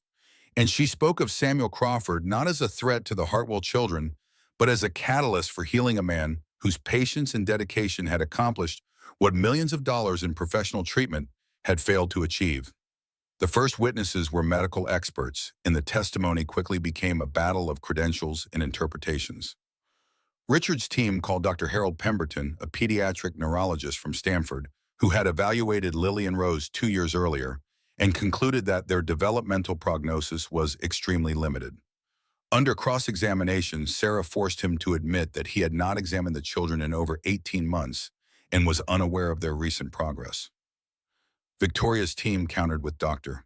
William Foster from Johns Hopkins, who had evaluated the twins just 3 weeks ago and documented improvements that he described as unprecedented in my 30 years of practice. He testified that Lily and Rose were now producing multi-word sentences, responding appropriately to questions, and demonstrating cognitive abilities far exceeding what their original diagnosis had predicted. Burke tried to discredit Foster's testimony by suggesting that the recent progress was temporary, a statistical anomaly that would inevitably reverse. Foster responded with calm authority that the children's improvement was consistent with emerging research on neuroplasticity in young cerebral palsy patients, and that the therapeutic approach being used in the Hartwell household aligned with best practices currently being studied at major research institutions. The morning session ended with Victoria feeling cautiously optimistic, but Sarah warned her not to celebrate prematurely. The medical testimony was important, but it was not the heart of Richard's case. The real attack would come in the afternoon when they called Samuel Crawford to the stand. Sam ate lunch alone in a small conference room that Sarah had reserved for their team, unable to stomach the thought of food, but forcing himself to chew and swallow a sandwich that tasted like cardboard. Victoria found him there, standing at the window overlooking the city, his reflection ghostly against the glass. She crossed the room to stand beside him, close enough that their shoulders almost touched. Neither spoke for a long moment, the silence between them charged with everything they had not yet said to each other.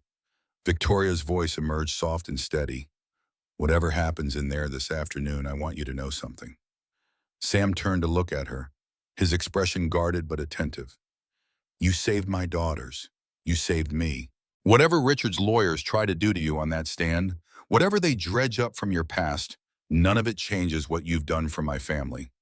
None of it changes who you are." Sam's jaw tightened, the muscle working beneath the skin. "I've made mistakes, Victoria. Done things I'm not proud of. They're going to put all of that on display this afternoon, and some of it is going to be ugly." "I know. Sarah warned me about the questions they're planning to ask. About Iraq, about your marriage, about the times you struggled with your PTSD. Victoria reached out and took his hand, feeling the calluses and the warmth, the strength that had held her daughters and sung them to sleep. "But I also know that the man who did those things is the same man who refused to give up on 2 little girls that everyone else had written off. The mistakes don't cancel out the good. They're part of the same story." Sam looked down at their joined hands, his expression softening. "Helen used to say something like that. She said that people aren't ledgers, that you can't just add up the good and subtract the bad to get a final number. She said that what matters is the direction you're moving, whether you're becoming more yourself or less." "And which direction are you moving?" Sam met her eyes, and in his gaze she saw something that made her breath catch. toward you, toward Lily and Rose and Emma, towards something that feels like home for the first time since I lost her. Victoria squeezed his hand, unable to speak past the tightness in her throat. They stood together in the gray December light, two people on the edge of something case and terrifying and beautiful, drawing strength from each other for the battle still to come. The afternoon session began with Samuel Crawford taking the witness stand, his right hand raised as he swore to tell the truth, the whole truth and nothing but the truth. Thomas Burke approached the witness box with the predatory confidence of a man who believed he had already won. The questions started gently enough, establishing Sam's background, his employment history, his qualifications, or lack thereof, for working with disabled children. Burke's tone was almost friendly, lulling the courtroom into a false sense of civility before the real assault began. Then the question shifted. Burke's voice took on a sharper edge. Mr. Crawford, you served in the United States Army from 2001 to 2008. Is that correct? Yes. And during that time, you were deployed to Iraq on two separate occasions? Yes. You participated in combat operations, including the Second Battle of Fallujah in November 2004? Yes. And you witnessed significant violence during your deployments. Deaths, injuries, the kinds of traumatic events that leave lasting psychological impacts. Sam's expression remained neutral, though Victoria could see the tension in his shoulders. I witnessed what every combat soldier witnesses. I did my duty. Indeed. And after returning from your second deployment, you were diagnosed with post-traumatic stress disorder. Were you not? Yes. Can you describe for the court some of the symptoms you experienced as a result of this condition? Sarah Mitchell rose immediately. Objection, Your Honor. Mr. Crawford's medical history is protected by privacy laws and is not relevant to the question of Mrs. Hartwell's fitness as a parent. Burke turned to the judge with practiced smoothness. Your Honor, Mr. Crawford is now intimately involved in the care of two vulnerable children. His mental health is directly relevant to their safety and well-being. Judge Thornton considered for a moment, then nodded. I'll allow the question, but counsel should be mindful of the witness's privacy rights. Mr. Crawford, you may answer to the extent you are comfortable. Sam took a breath and spoke with careful precision. I experienced nightmares, flashbacks, hypervigilance, difficulty sleeping. I had trouble being in crowded places or loud environments. I startled easily at unexpected sounds. And did you ever experience episodes of anger or aggression as a result of your condition? I had difficulty controlling my temper at times, yes, but I never harmed anyone. Never harmed anyone physically, perhaps. But what about emotionally? Burke picked up a document from his table. Mr. Crawford, isn't it true that your wife, Helen Crawford, filed for a temporary separation in 2000? Citing your emotional unavailability and withdrawal as the primary reason, the question hit Sam like a physical blow, and Victoria saw him flinch before his training kicked in and his expression went blank. This was the moment they had both dreaded, the exposure of his darkest failure before a room full of strangers. Sam's voice came out rough but steady. Yes, Helen and I separated briefly in 2020. Briefly, for how long exactly? 3 months. And during that separation, where were you living? In a motel in Tacoma.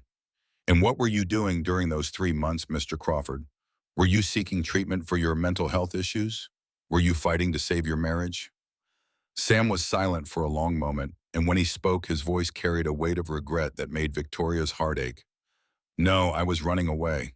My wife had just been diagnosed with cancer, and I couldn't handle it. I was a coward. A coward, your word, not mine. Burke let the statement hang in the air. So when faced with a difficult situation involving someone you loved, your response was to flee, to abandon your responsibilities, to prioritize your own emotional comfort over the needs of your family. Objection. Sarah was on her feet again. Counsel is characterizing the witness's testimony in a misleading way. Sustained. Mr. Burke, please stick to questions. Burke nodded, unperturbed. Mr. Crawford, what brought you back to your wife after those 3 months? Sam's eyes found Victoria's across the courtroom, drawing strength from her presence. She called me.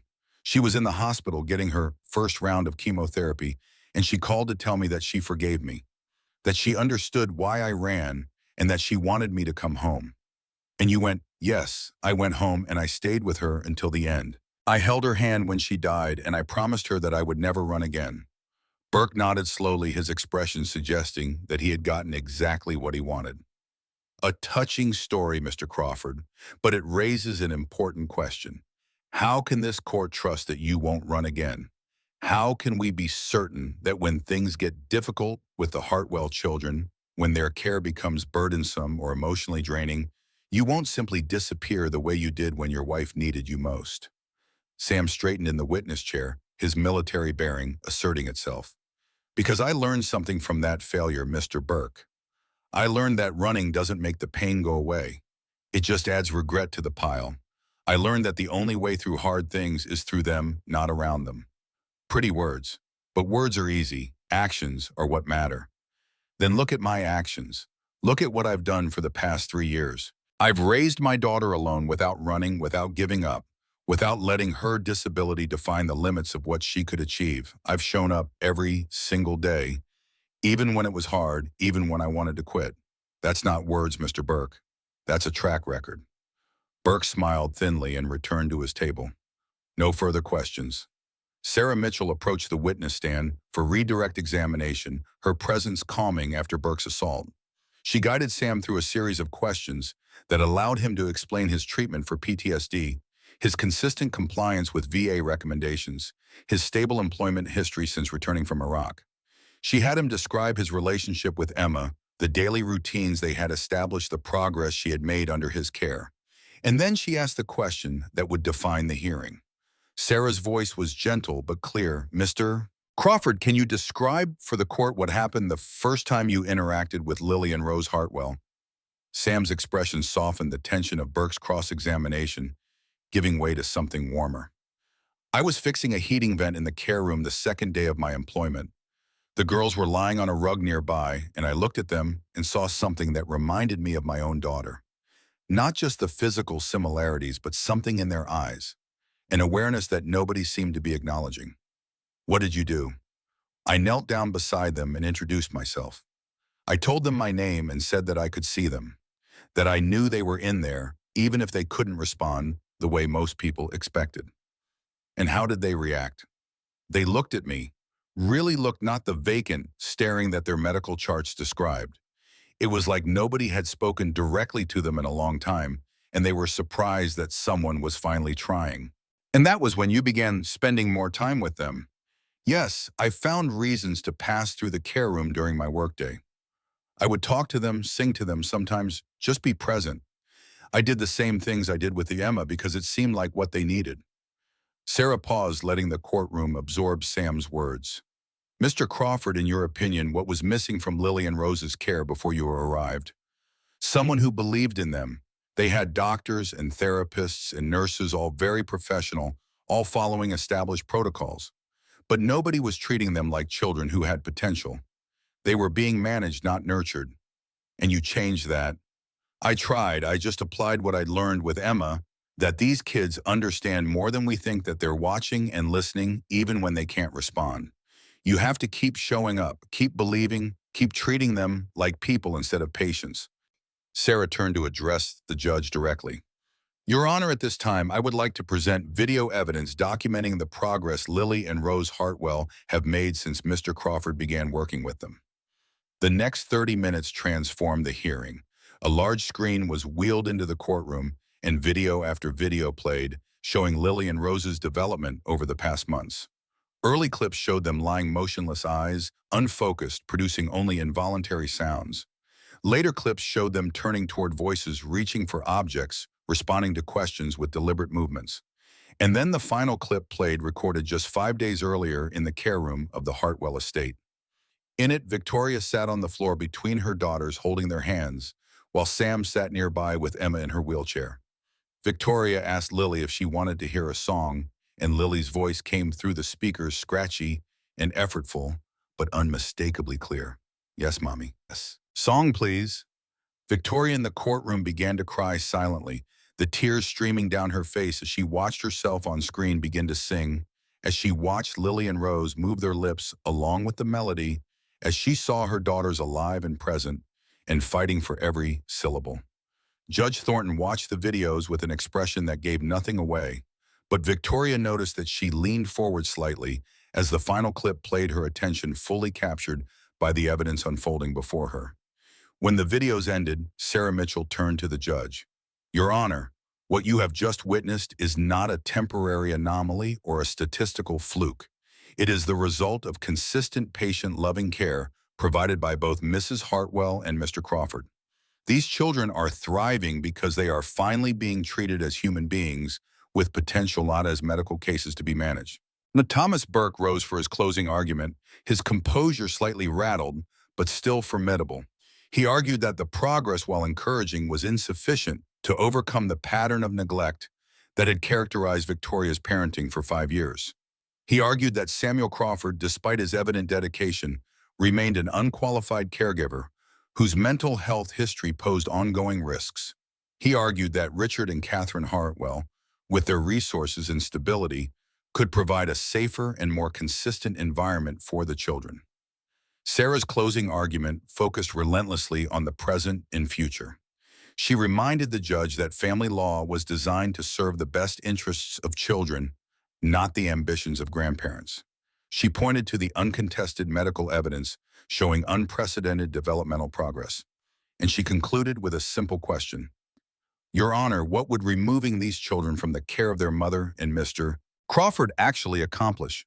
Would it help Lily and Rose? Or would it simply punish Victoria Hartwell for the sin of being human, for struggling with grief in ways that every parent in this courtroom can understand?" Judge Thornton thanked both parties and announced that she would deliver her ruling the following morning after reviewing all evidence and testimony. The gavel fell and the hearing adjourned, leaving Victoria and Sam to navigate the gauntlet of reporters waiting outside. They drove back to the estate in silence, the weight of everything that had happened pressing down upon them. The day had gone better than Victoria had feared, but worse than she had hoped.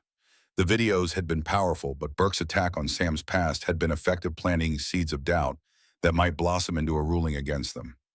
That evening, Victoria found herself in the care room, watching Lily and Rose sleep in their cribs, while the monitors beeped their steady rhythms. Sam appeared in the doorway, his tie loosened and his jacket removed, looking as exhausted as she felt. Victoria's voice was barely above a whisper. "What happens if we lose?" Sam crossed the room to stand beside her. "When we appeal, we fight, we don't give up. But what happens to them? To Lily and Rose? If Richard takes them, if he puts them in some facility where nobody believes in them? That won't happen." Sam's voice carried a conviction that seemed to come from somewhere deeper than logic. "Whatever happens tomorrow, we'll find a way to protect them. That's what parents do." Victoria turned to look at him, and in the dim light of the care room, surrounded by the soft sounds of her daughter's breathing, she made a decision that had been building for weeks. She reached up and touched his face, feeling the roughness of stubble beneath her fingers, the warmth of skin that had known sun and sand, and the cold of too many lonely nights. "Sam." He went very still, his eyes searching hers. "Victoria, I know this isn't the right time.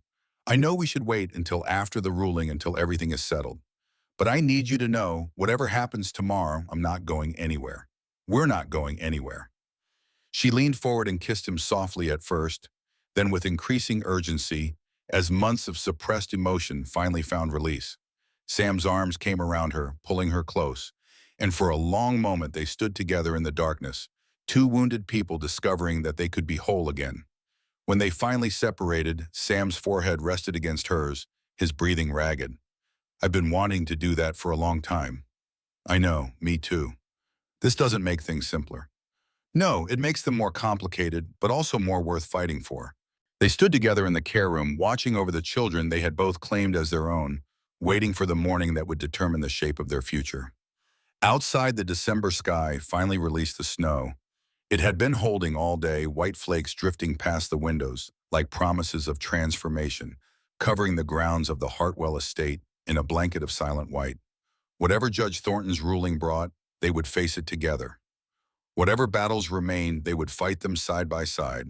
And whatever family they were becoming, they would continue to build it one day at a time, one word at a time, one act of love at a time. The night passed slowly, but the morning eventually came, as mornings always do, bringing with it the possibility of either destruction or deliverance, and the absolute certainty that nothing would ever be the same again. The morning of the verdict arrived with the kind of crystalline winter clarity that made everything seem sharper, more defined, as if the world itself had decided to strip away all softness in preparation for whatever judgment awaited. Victoria stood at her bedroom window, watching the sun rise over the snow-covered grounds of the estate, painting the white landscape in shades of gold and pink that seemed almost too beautiful for a day that would determine the fate of her family. She had not slept. After Sam had returned to the West Wing in the early hours of the morning, she had lain awake in her bed replaying the events of the hearing, analyzing every word of testimony, every expression on Judge Thornton's face, searching for clues to the ruling that would come. The kiss she and Sam had shared lingered on her lips like a promise, but even that warmth could not fully dispel the cold terror that gripped her heart. By 7 o'clock, she was dressed and downstairs, finding Sam already in the kitchen with George Morrison, both men nursing cups of coffee with the grim focus of soldiers awaiting orders to advance. Emma was still asleep in the West Wing, Rosa, the home health aide, watching over her, and Lily and Rose remained in the care room under Maggie's supervision, blissfully unaware that their futures hung in the balance of a judge's decision. The drive to the courthouse felt longer than it had the previous day, the winter roads slick with ice that made every turn feel treacherous. Victoria sat in the back of the Escalade with Sam beside her, their hands intertwined on the seat between them, neither speaking because words seemed inadequate to contain the magnitude of what they faced. Sarah Mitchell met them at the courthouse entrance, her expression carefully neutral, in a way that Victoria had learned to recognize as her lawyer's game face. They passed through security, rode the elevator to the fourth floor, and took their seats in courtroom 4B, where Richard Hartwell already waited with Thomas Burke, his silver hair gleaming under the fluorescent lights, his confidence apparently undimmed by the previous day's testimony. Judge Thornton entered precisely at 9 o'clock, and Victoria felt her heart climb into her throat as the bailiff called the court to order. The judge took her seat, arranged her papers, and surveyed the courtroom with an expression that gave nothing away. The judge's voice carried clearly through the silent chamber. I have reviewed all evidence and testimony presented in this matter, and I am prepared to deliver my ruling. Before I do so, I want to address both parties directly. She turned first to Richard's table. Mr. Hartwell, I understand your concern for your grandchildren's welfare. The loss of your son was a tragedy, and your desire to ensure that his daughters receive proper care is understandable. However, concern for children's welfare must be distinguished from desire for control over their inheritance and their mother's business decisions. Richard's face remained impassive, but Victoria saw Thomas Burke shift uncomfortably in his seat. The judge continued, the evidence presented by your legal team regarding Mrs. Hartwell's past absences from her daughters' lives was concerning. However, it was also historical. The question before this court is not whether Mrs. Hartwell was a perfect mother 5 years ago, but whether she is providing adequate care for her children now, and whether she is capable of continuing to do so in the future. Judge Thornton turned to Victoria's table. Mrs. Hartwell, the transformation you have undergone in recent months is evident and commendable. The video evidence of your daughter's progress is remarkable, and the testimony of medical experts confirms that Lily and Rose are developing in ways that exceed all prior expectations. Your decision to involve Mr. Crawford in their care, while unconventional, appears to have been instrumental in this progress. Victoria felt tears threatening and blinked them back, determined to maintain her composure until the ruling was delivered. The judge's expression hardened slightly. However, I must also address a matter that came to my attention after yesterday's proceedings concluded. Last evening, my clerk received an anonymous communication alleging that certain evidence presented by the petitioners in this case was obtained through improper means. The courtroom stirred with murmured surprise. Richard's face went pale and Thomas Burke half rose from his seat before thinking better of it. Judge Thornton held up a document. Specifically, this communication provided evidence that the report filed with Child Protective Services regarding Mr. Crawford's care of his daughter Emma was fraudulent, submitted from an IP address traceable to the offices of Burke and Associates Counsel for the petitioners. The murmur in the courtroom grew louder. Victoria turned to look at Richard, whose mask of confidence had finally cracked, revealing the desperate calculation beneath. The judge's voice cut through the noise. Order, I will have order in this court. The room fell silent. I have reviewed the evidence provided in this anonymous communication, and I have independently verified its accuracy with the assistance of court technology specialists. The CPS report regarding Mr. Crawford was indeed submitted from Mr. Burke's office, and the allegations contained within that report have been determined by CPS investigators to be entirely without foundation. Thomas Burke was on his feet now, his composure shattered. Your Honor, I can explain. You will have an opportunity to explain, Mr. Burke, but not in this proceeding. I am referring this matter to the State Bar Association for investigation of potential ethical violations, and I am forwarding the evidence to the King County Prosecutor's Office for consideration of criminal charges related to filing false reports with a child protective agency. Burke sank back into his chair, his face ashen. Richard Hartwell sat rigid, staring straight ahead, his jaw clenched so tightly that the muscles stood out like cords. Judge Thornton removed her reading glasses and addressed the courtroom directly. The filing of false CPS reports is not merely an ethical violation. It is a crime that wastes precious resources meant to protect children who are actually in danger. It is also in this context evidence of bad faith that calls into question the entire foundation of the petitioner's case. She paused, letting her words sink in before continuing. Based on the totality of evidence presented, including the medical testimony confirming Lillian Rose Hartwell's remarkable developmental progress, the video documentation of their current care environment, the testimony of Mr. Crawford regarding his methods and motivations, and the evidence of bad faith on the part of the petitioners, I hereby deny the petition for change of guardianship. Victoria's breath escaped in a sob she could not contain. Sam's hand tightened around hers, his grip almost painful in its intensity. Furthermore, the judge continued, I am issuing a restraining order prohibiting Richard and Catherine Hartwell from contacting Lillian Rose Hartwell without the express written permission of their mother. Any attempt to circumvent this order through legal action family members or other proxies will be considered contempt of court and will result in immediate sanctions.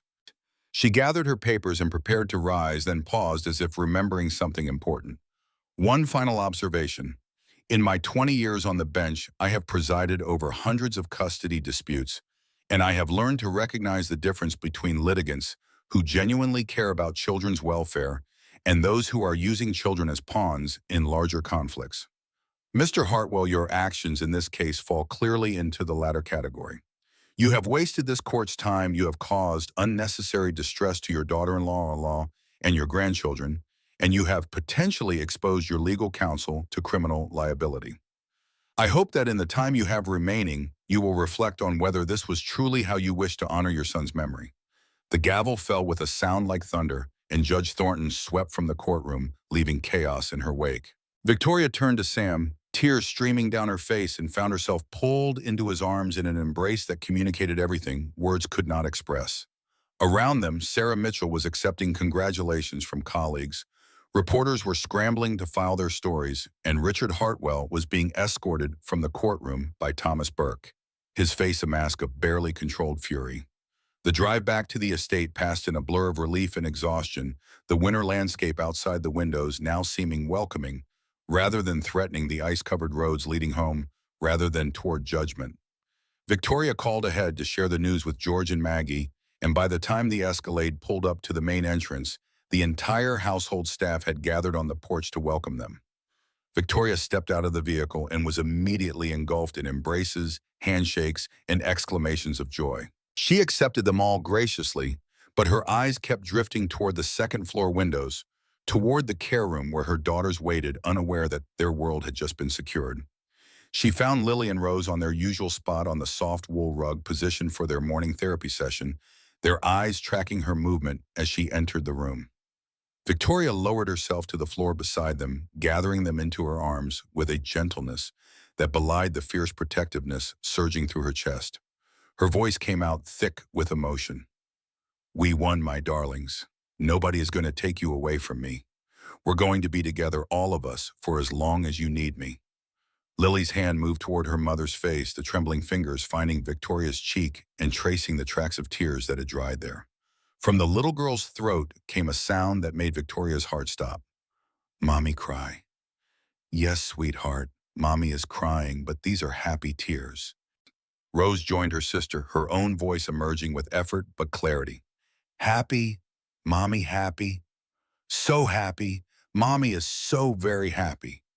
Victoria held her daughters close, breathing in their scent, feeling the warmth of their small bodies against hers. And she understood finally what Jonathan had tried to tell her in his letters, what Sam had tried to show her through his example, what she had been too consumed by grief and fear to recognize for 5 long years, that love was not about controlling outcomes or managing risks or protecting against loss, but about showing up, staying present, and believing in possibilities that the world insisted were impossible. The days that followed were a gradual transition from crisis mode to something approaching normal life. Sarah Mitchell handled the legal aftermath, filing the necessary documents to formalize the court's ruling and coordinating with the prosecutor's office regarding the investigation of Thomas Burke. Richard Hartwell retreated to his wing of the estate, his appearances in the main house becoming increasingly rare, his influence over household affairs diminishing with each passing day. Catherine Hartwell left for their vacation home in Florida 2 weeks after the ruling, citing health concerns that everyone understood to be code for inability to face the humiliation of their defeat. Richard would follow her eventually, Victoria knew, but for now he seemed paralyzed by the collapse of his schemes, unable to accept that his carefully constructed plans had crumbled so completely. Sam and Emma settled into the West Wing quarters with a permanence that felt both natural and miraculous. Emma's presence transformed the dynamic of the care room, her friendship with Lily and Rose deepening daily as the three girls developed their own language of gestures and expressions and halting words. The progress that had seemed so remarkable during the court hearing continued and accelerated each week, bringing new milestones that the medical team documented with growing wonder. Victoria restructured her work schedule to prioritize time with her daughters, delegating more responsibilities to her executive team and conducting meetings remotely whenever possible. She still ran Hartwell Industries with the same fierce competence that had made her a legend in Seattle business circles, but she no longer allowed the company to consume her entire existence. The balance she had always claimed was impossible turned out to be merely difficult, requiring intentionality and sacrifice, but rewarding her with a richness of experience that no quarterly earnings report could match. Her relationship with Sam evolved gradually, organically, without the dramatic declarations or grand gestures that Hollywood had taught her to expect from romance. They ate dinner together most evenings, discussing the children's progress and the challenges of the day and the thousand small details that made up family life. They watched movies after the children were asleep, sometimes talking through the entire film and sometimes sitting in comfortable silence. And occasionally, when the moment felt right, they found their way to each other in the darkness, discovering that the connection they had forged through shared struggle could sustain something tender and passionate as well. George Morrison watched these developments with the quiet satisfaction of a man who had lived long enough to recognize grace when he saw it. He had worried in the dark months after Jonathan's death that the Hartwell estate would become a mausoleum, a monument to loss and regret where nothing new could grow. Instead, it was becoming something he had never expected, a home, in the truest sense of the word, where broken people were learning to be whole again. One evening in early February, George sought out Sam in the garden, finding him at the stone bench beside the koi pond where so many important conversations had taken place. The winter had begun to loosen its grip on the Pacific Northwest, and the first signs of spring were visible in the budding branches and the lengthening days. George settled onto the bench beside the younger man, his old joints protesting the cold stone. For a long moment, neither spoke, watching the koi circle in their heated pond, their golden scales catching the fading light. George broke the silence. "You know, I've been working in wealthy households for nearly 40 years. I've seen more drama, more betrayal, more petty cruelty than most people encounter in a lifetime. But I've also seen moments of genuine grace, times when people manage to transcend their worst impulses and become something better than they were." Sam turned to look at him. "And this is one of those times. This is one of those times. What you've helped create here, the family that's taking shape in this house, it's something rare and precious. I wanted you to know that I see it and I'm grateful to have witnessed it. I didn't do it alone. Victoria did the hard work. The girls did the hard work. You showed them it was possible. You showed Victoria that she could be the mother she always wanted to be, and you showed those little girls that someone believed in them. That's not nothing, Sam. That's everything." Sam was quiet for a moment, absorbing George's words. When he spoke, his voice was rough with emotion. Helen used to say that the measure of a man isn't what he accomplishes when things are easy. It's what he does when things are impossible, when every logical assessment says to give up, when the world is telling him that he's foolish to hope. She said that's when character reveals itself. Sounds like she was a wise woman, the wisest person I ever knew. Sam paused, looking up at the sky where the first stars were appearing. I think she would have liked what's happening here. I think she would have seen it as proof that what she believed was true, that love really is the only force that grows stronger when you give it away. George nodded slowly. I lost my son in Iraq, did I tell you that? You mentioned it. His name was Michael. He was 23 years old, a Marine like his father killed by an IED outside Fallujah in 2004. George's voice was steady, but Sam could hear the grief beneath it, still raw after nearly 2 decades. For a long time after he died, I wondered if anything I did mattered anymore. What was the point of managing households and organizing staff schedules when my boy was in the ground? How did you get through it? Jonathan Hartwell. He found me at my lowest point when I was about to quit and drink myself to death, and he sat me down and told me something I've never forgotten. He said, George, grief is not a destination. It's a passage. And the only way through it is to keep doing the next right thing, even when you can't see where the path leads. Sam smiled faintly. That sounds like something Helen would have said. Maybe there's a wisdom that certain souls share regardless of where they come from or how long they have to live. George rose from the bench, his knees cracking with the effort. I'm retiring at the end of the month. Victoria knows. I've trained my replacement, and the household will continue to run smoothly without me. Sam stood as well surprised. Where will you go? My daughter has a place in Arizona. Warm weather, no responsibilities, grandchildren to spoil. It's time for me to rest. George extended his hand, and Sam shook it firmly. Take care of this family, Sam. They need you more than you know. I will. George turned to walk back toward the house, then paused and looked over his shoulder. One more thing. Whatever happens between you and Victoria, make sure you're moving toward each other, not away. Life's too short and too unpredictable to waste time on fear.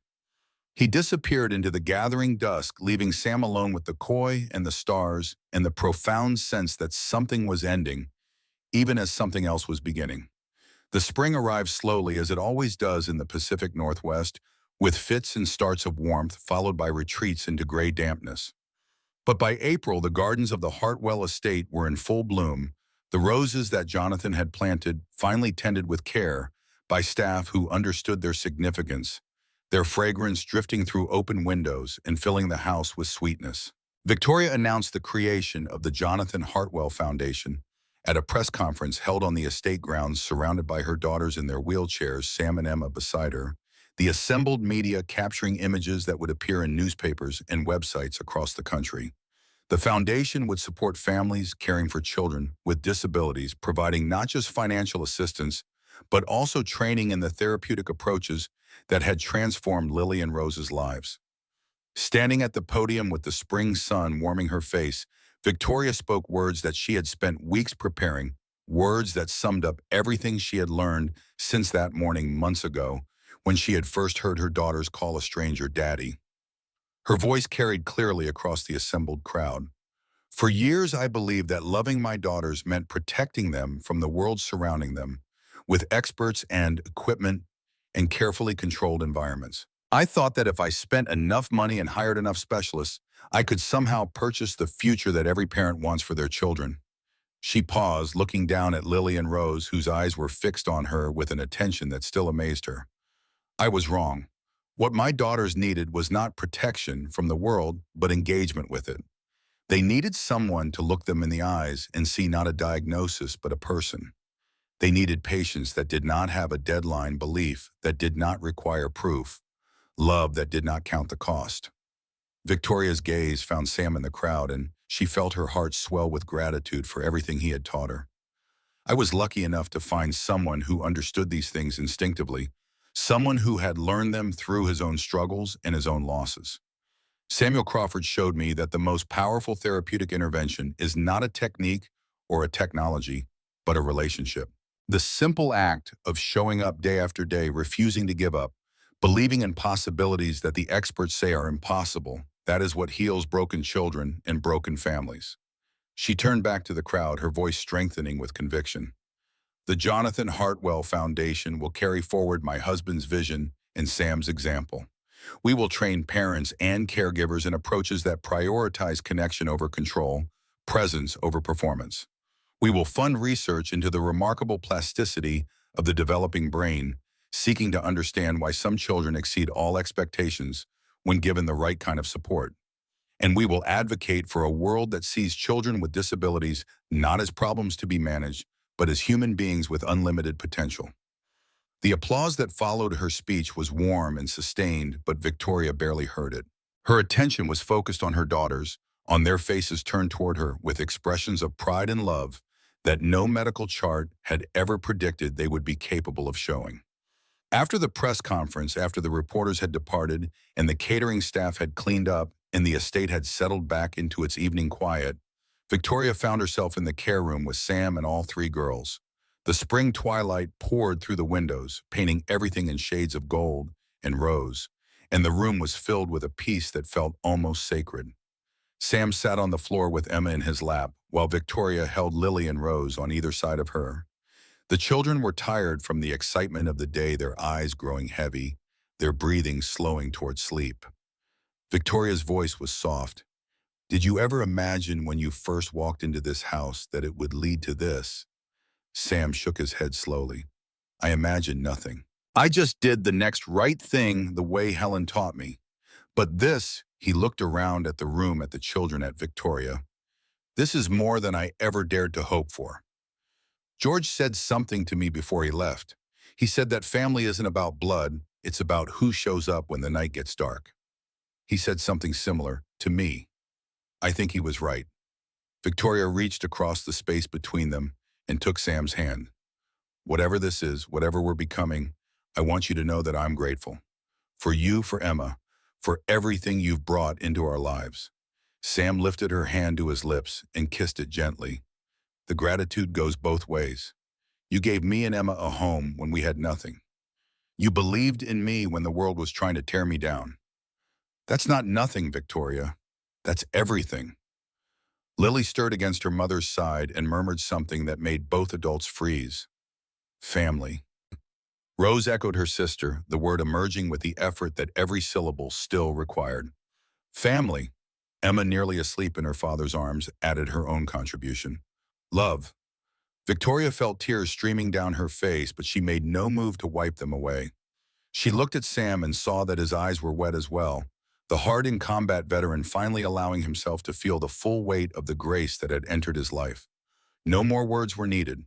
They sat together in the fading light, two adults and three children who had found each other through circumstance and chosen each other through love, watching the spring evening deepen into night, and knowing that whatever challenges lay ahead, they would face them together. Outside the windows of the care room, the roses bloomed in the garden that Jonathan had planted.